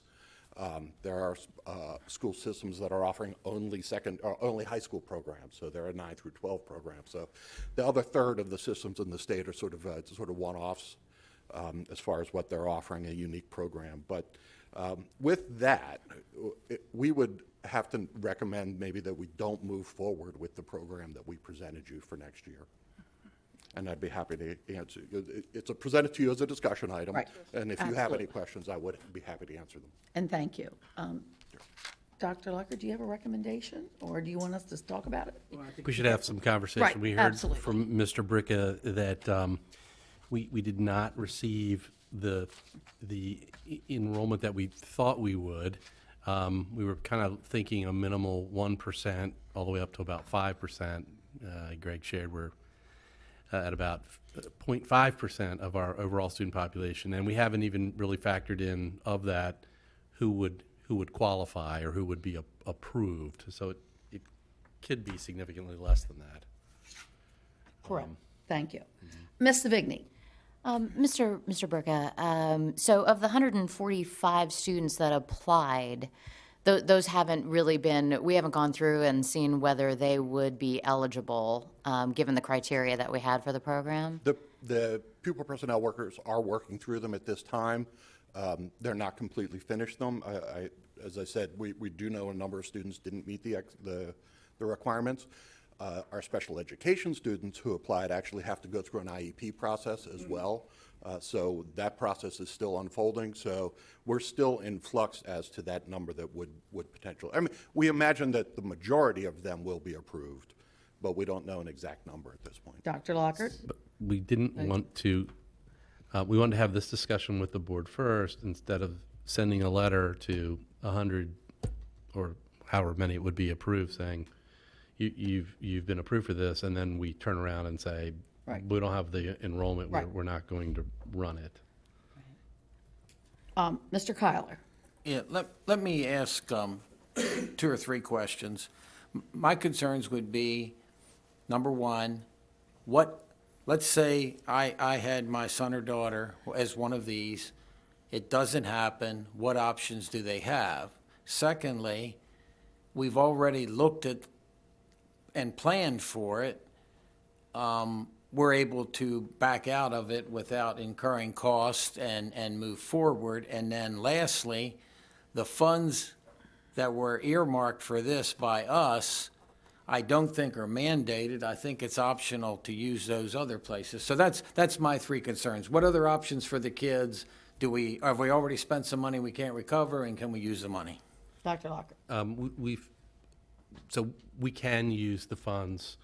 First of all, the state of Maryland doesn't require us to run an all-virtual program. We explored that because thank you. I just don't think, it doesn't sound like you're wrong, but All right. you are. We explored that because we weren't exactly sure what the quantity of people who would be interested in that are. So those funds through the federal funding that we're receiving, we would retain those. They would be eligible to look at applying those, and I would make some recommendations then to the board about Absolutely. here are some of the things that we should consider for that. As it relates to other options for our students, we thought about that as well because we know that our parents will want other options. So Mr. Streaker's prepared to talk a little bit about, okay, so if we didn't have an all virtual program for, let's say, a elementary age student, what would a parent be able to explore? Sure. So what we've discussed in lieu of having the opportunity for virtual learning, a parent in other counties have done this as well, have given the families the option to, because this is related to COVID, to looking through the route of home and hospital teaching. And for home and hospital teaching, the parents would have to apply. They have to have sign-offs. We have, our process is all online. It describes all this. But in a nutshell, a healthcare provider has to review that application. There are two categories of which home and hospital fall into. They're physical injury or chronic health conditions, as well as emotional conditions. And both of them require a medical provider to sign off. On the emotional condition, the additional pieces, there has to be a plan of treatment to reenter school, and they have to be in treatment for that emotional condition. So those are some of the pieces that we would direct our families who still feel, Mr. Kyler, to your question, that feel uncomfortable with sending their child, then we would ask that they reach out to a healthcare provider and follow our home and hospital teaching process. Thank you, Mr. Streeter. Ms. Battaglia. Mr. Streeter, on an average normal school year, how many students would qualify for the home hospital? So it's been so long since we've had an average normal school year, right, Mr. Yeah. Battaglia? We serve approximately 120, I mean, it really varies, of course, right? Between 125 and 175 students a year. It's also important to note home and hospital services are generally, they're not permanent placements. They're reevaluated. It's designed to provide 6 hours of service a week for elementary and middle school students and 8 hours a week for high school students. That's what we provide. It's really intended to minimize the gap that the student might lose because of the medical condition so that they can return to their home school. So it's very much designed to keep the student up to speed to the level that they can access given their absence, and then when they return to their school. So I do want to be clear that in that 125 to 175 students, that they're not there typically. They're there for varying periods of time based on their health condition. Okay. All right, thank you. That's good to know, because I think it's something a lot of people don't know is, like, this is something, we've had the home hospital prior to COVID. Like, it's existed. I've known students that were on it.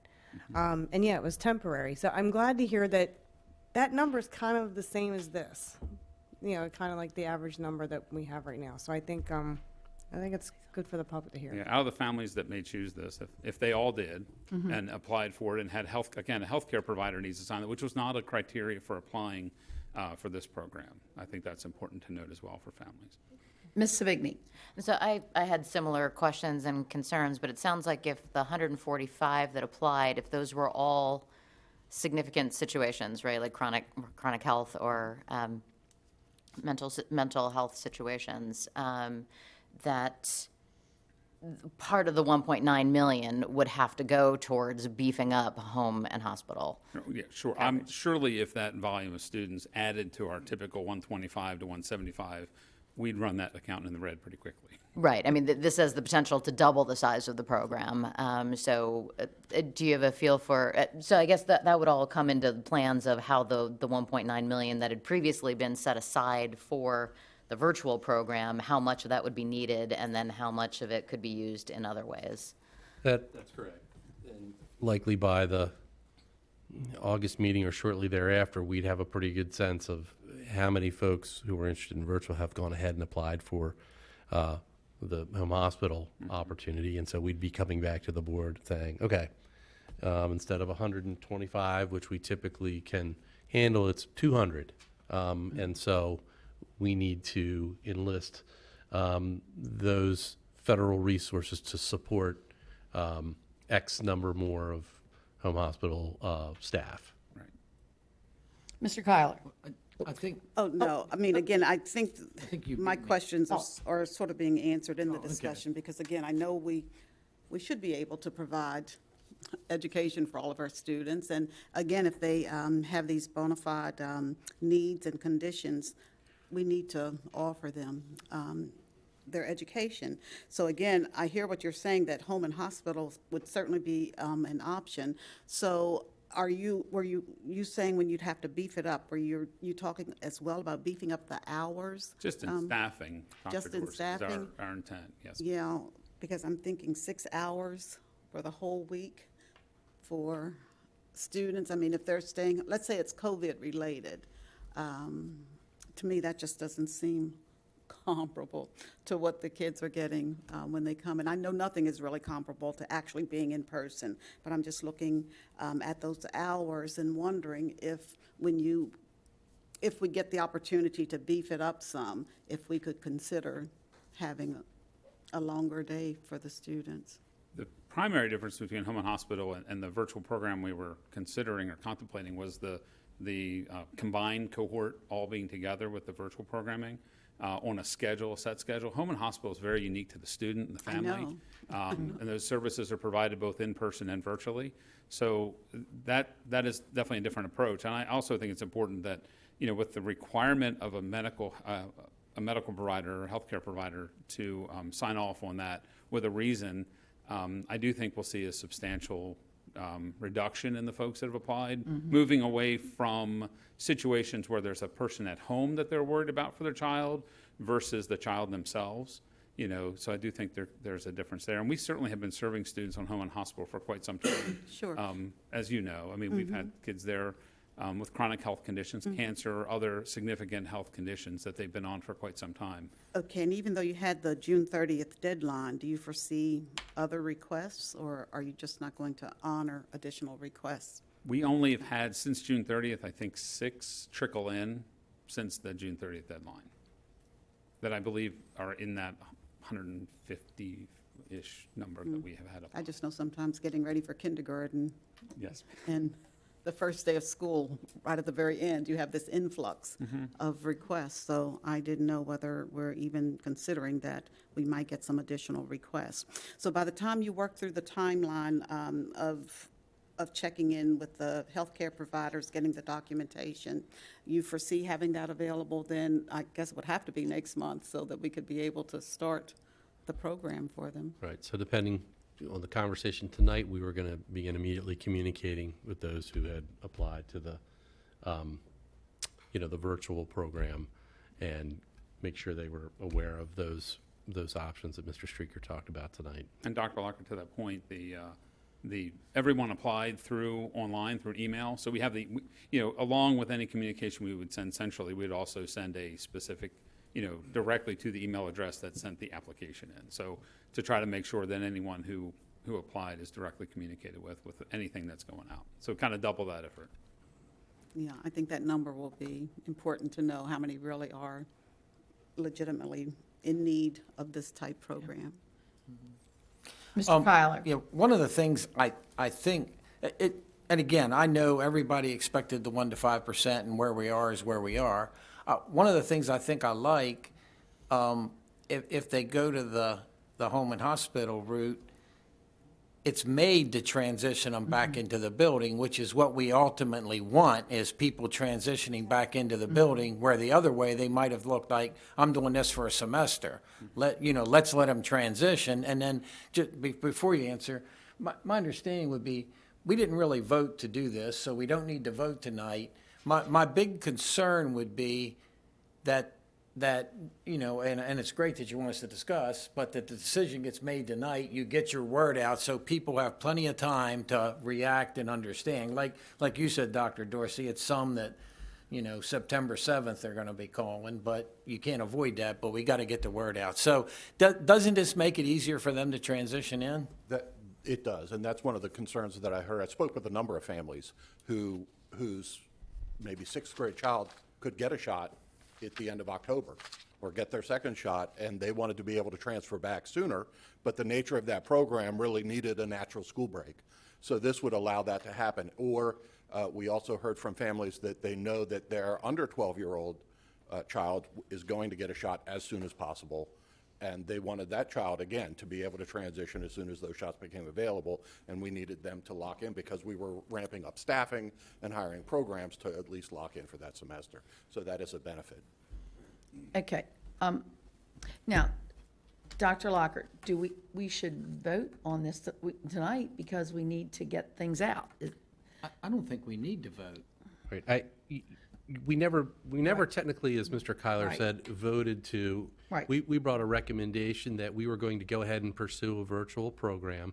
Right. We've looked at everything involved with that. We've analyzed, we have a small number. I know that's going to be disappointing for some Right. folks, certainly. We're sharing with you this evening, our intention is Yes. then to not run the program as we had envisioned, and you can see the enrollment numbers there, but we're also making available other options to families. I understand it's not the same as the all-virtual program that we had this year. Mr. Bricka shared other systems that aren't offering virtual programs at certain grade levels or at all. So we're not unique to that, but we felt like we needed to share this publicly, to discuss it in case board members had any outstanding or additional concerns or information to bring the conversation, so that way we could communicate as soon as possible with families so they can make some decisions that's best for them. All right. Okay. Mr. Kyler? And by your talk and everybody that's talked, it's not an easy decision, but it's probably the right decision, and it needs to be done quickly. Yep. Yeah. All right. Okay, thank you. We've taken care of that then. All right. Okay. Do we have any unfinished business or new business? Ms. Savigny? President Herbert, thank you. I would like to take a few minutes to talk about something, and I would like to make a motion that we as a board request the superintendent develop a new policy to keep politics out of the classroom and curriculum.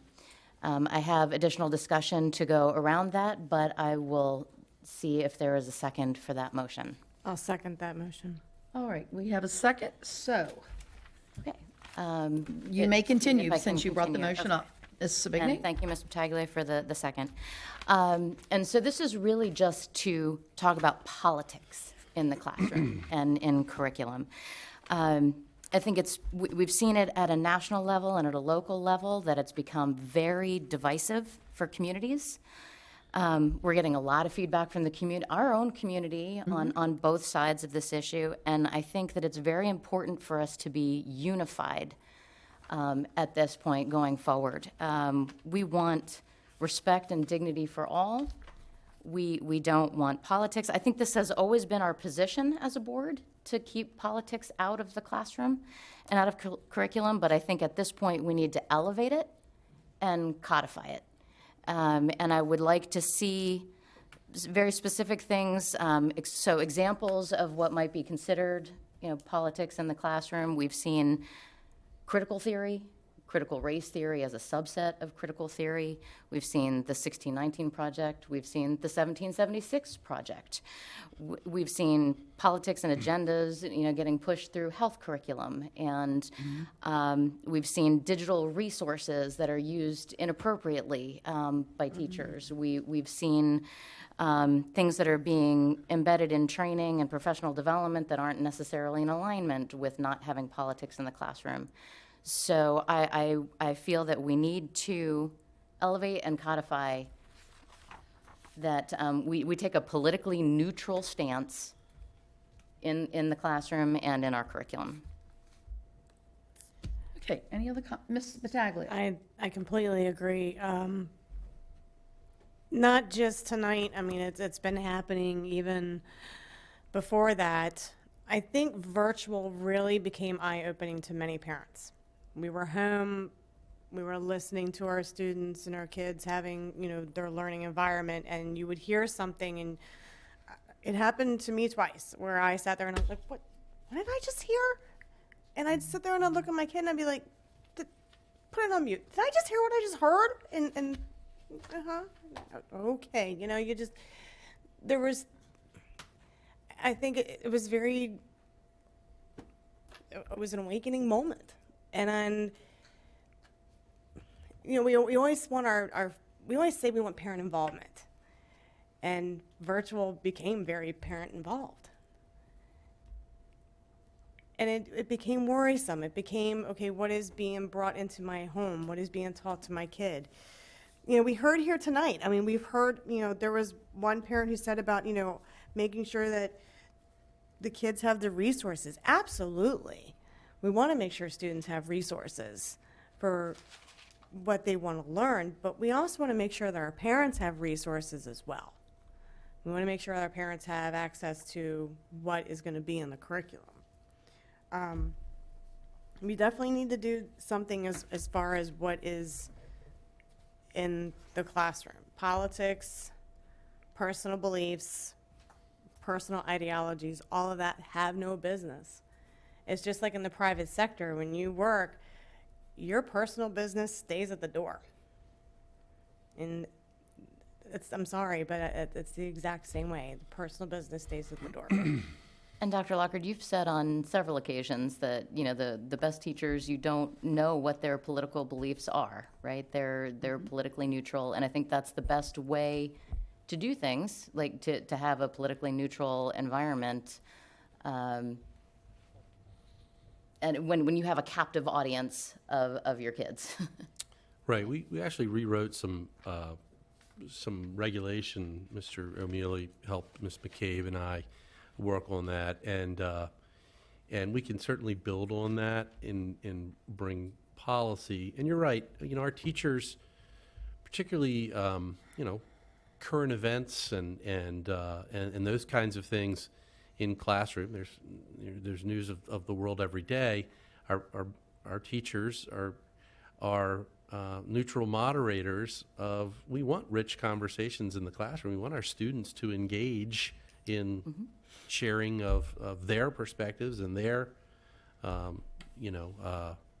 their thought on things. But where it becomes challenging is if if a staff member chooses to insert a belief that it becomes unpolitically neutral at a point, and that's where we run into some of these things. I'm not sure how else to say that, but when I think about the election cycle, for example, right, we want our kids to, be knowledgeable about government and what's happening in their world, and that's a careful line that our teachers can moderate those conversations with kids without injecting, here's what I think you should think.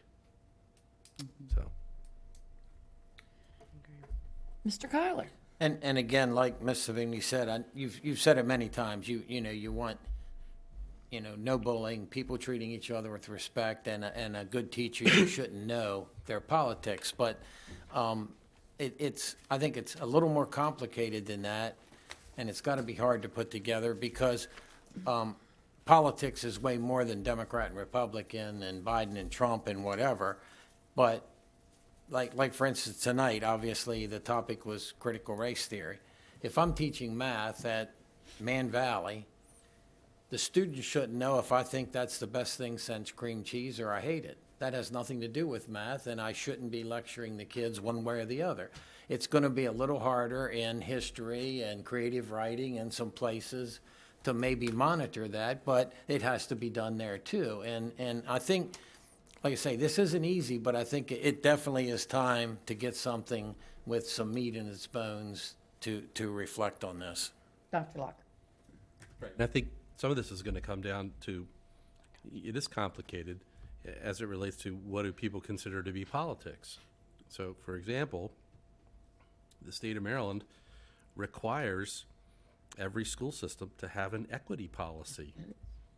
So we can't not have an equity policy. And we do. We have one. And we do our best to follow the tenets of what's described in that policy. For some people, that's goes against, perhaps their political views. So it will be challenging. It won't be an easy task. Devanshi. Yeah, and I also want to remark on a very similar vein. I agree that education should be a place that's politically neutral. Classrooms, teachers should be politically neutral. However, there are certain topics that some would consider political, like diversity, inclusion, race, gender identity, sexuality. But these are topics on which conversations need to happen because these are important topics. These are topics that are important to students.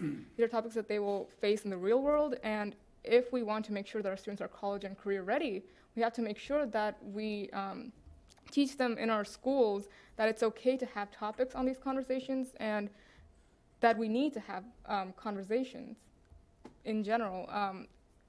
All in all, I think we should teach students how to have those conversations, rather than just blank slate saying that no politics at all. I think we need to be specific, and we also need to think broad-mindedly about this. Thank you. Dr. Dorsey? We need training. Yeah, very good. Yeah, that's We great. need training. Again, as you're saying, I mean, some people are lumping everything under the heading of politics. And Dr. Lockhart, thank you for bringing up that, again, we are required to have an equity policy. The state of Maryland has an equity policy. And if the word equity is causing confusion or concern, and that is what I'm hearing, I think we need to have training on that.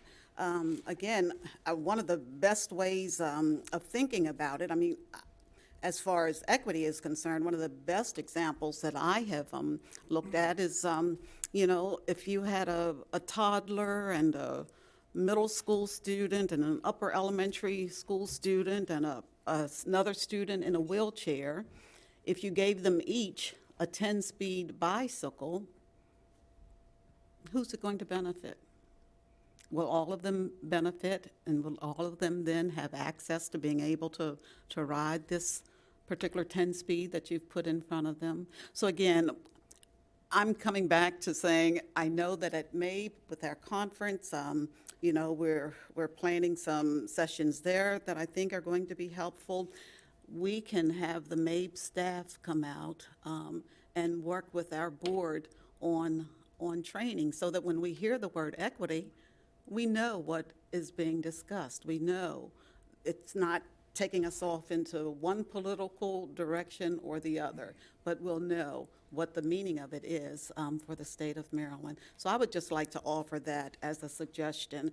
And I know since I've been on the board, we've only had one training that we looked at as far as diversity and education that is multicultural.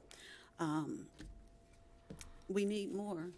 And again, I know that that's not what some people want to hear, but again, I think there are a lot of misunderstandings out there, and I think the training can really help us have a clearer and hopefully a more understanding way of looking at it as a body.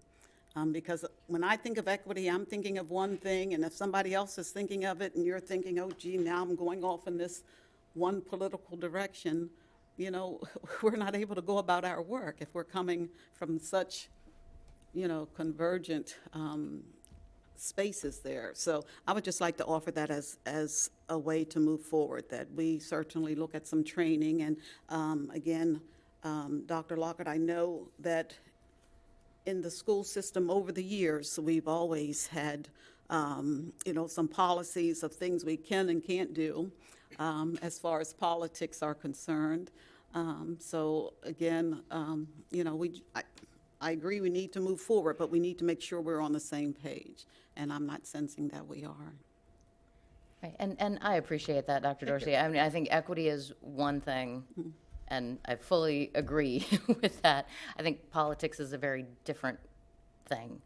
And we've seen it, as Ms. Battaglia said, we've seen things in the virtual program because of COVID where, you know, there are teachers that are, and this doesn't apply to everybody, right? I mean, the vast majority of our teachers, there are no issues with, but there are many instances, and they seem to be becoming more increasing in number, Yes. where there are very strong political leanings that are being pushed in the classroom, and that some teachers are making poor choices as to the resources that they're using, and pushing very strong political beliefs onto the children in terms of, you know, like making decisions for them. You know, let's debate why somebody was a hero, basically making the decision for the student that that person is a hero, not having the debate about, are they a hero, right? So different things like that,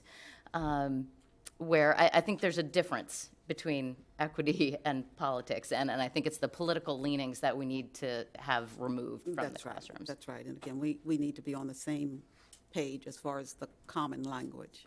Right, and then in terms of the, and Mr. O'Mealy had told us at one point in time, that we have no control over what's being taught, at higher learning institutions, right? So we have a lot of younger teachers who are coming out who were taught different things in college, very, very political ideology being taught at the colleges, and then they come in and they don't necessarily realize that this is inappropriate for younger and captive audiences, right, where the parents have a say of what's being taught to their children. So it needs to be kind of embedded in the training and professional development as well as to what's appropriate for teachers to be using as resources and content within their classrooms. Any other comments? Ms. Battaglia? I was going to say, is there a way to make sure that we can, can we also look at the equity policy, put in there some type of definitions, what equity is, what equality is, bias, racism? I think that's also another thing. We have a lot of what they call fox devil, and it's different ends of the public who try to take something and make it bigger than it needs to be. And unfortunately, not many have an understanding of the difference between what bias and racism and equity and equality. Yes, we want things to be equal. My gosh, absolutely. We want everyone to be treated fairly. There's no doubt in that. But I think it needs to be more of an understanding. More, we hear about diversity. Absolutely, we want diversity. But I think it's also how sometimes things can be dissected and then taught and digested. And so, there's, and then it ends up political. You know what I mean? Like, it's these pieces. Well, this motion was for, Yes, for a policy. developing a new Good policy for. Okay, does anybody have anything else they want to say? Yeah. Mr. Kyle? Yeah, I just, and definitely more training and more and better communication. But I look at, my concern is, and I don't know where you end. I'm not talking about Democrats and Republicans when we talk politics. I'm talking about politics. I look out across this room that was here tonight, and it was a diverse group of parents and some advocates, and we owe every one of them not to be bullied for their beliefs. Now, if they misbehave and call each other whatever names, we need to correct it, but we need to respect them, and we need to furnish a school that serves them. And I just get concerned with some of this stuff. Like I say, again, if I'm a math teacher and we have an equity policy, they definitely should never hear that I dislike it. That doesn't belong there. I need to follow it and I need to do it, but, and we don't need to be telling second and third graders things that they're not ready to hear. I've argued that for years, and Powelson used to argue with me to the high school level, but I want to know if my kids are being taught something different than what I'm telling them to believe and behave at home. Now, again, good old Powelson told me the one day, he goes, the difference is, if we got all the parents in the gym and they said, who do you want to discipline your kids, you or us, they're liable to say us. And that's probably true, but they've got to do it fairly. And I didn't see anybody in this room tonight that I wasn't happy hearing their opinion, and it needs to be respected. You said, Dr. Locker, we need the ability to treat each other fairly, and to me, that's politics. And yes, politics need to be taught, and I think your point is well taken. When you teach that, you don't start with the outcome and let them come up with the facts. You let kids learn to figure out what's going on. So I don't know where this starts and stops, but I think we desperately need it, and I love the thought of the education. We need, I asked a couple months ago, I thought we did those retreats like every 6 months or a year, but we haven't. Well, it's been a weird year. Oh, I know. And it all takes time. You know, we could do one yet tonight probably, but Yeah, it all takes time. They've still So- been offering those academies, but again, everything's virtual. Oh, I know. It's harder. It's much harder. Devanshi, did you want to say one more thing? Oh, I just wanted to ask Yeah. if the motion could be repeated. What if there is an exact motion Okay. that has been stated? Well, the motion was to develop a new policy that is keeping politics out of the classroom and out of curriculum. You used the word neutral before. To keep Yes. a politically neutral stance in the classroom and in our curriculum. We had a first and we had a second. And we've had conversation. Does anybody else have anything to say? All right, I call for the vote. All those in favor signify by saying aye. Aye. Opposed? It passes unanimously. All right, does anybody else, anything else? I do want to ask Dr. Locker one thing, and I forgot to ask you when we did our review. When we met here and had the strategic plan, and we asked you to do a climate survey for this building, do you know when you're going to do that? So I was going to bring back some recommendations in Okay. August is when we're bringing back the strategic Okay, plan. all right, that sounds and great. So I'll bring that back to you at Okay, that point. good. All right. Thank you all. Our next meeting will be Wednesday, August 11th at 5 p.m. Board meeting with citizen participation in the boardroom at 125 North Court Street, Westminster. Thank you all very much. Very productive, and I call for the vote. I make a motion to yeah. adjourn. Yes. Second. Second. And all those in favor signify by saying aye. Aye. Aye. Opposed? It passes unanimously. Who's the first?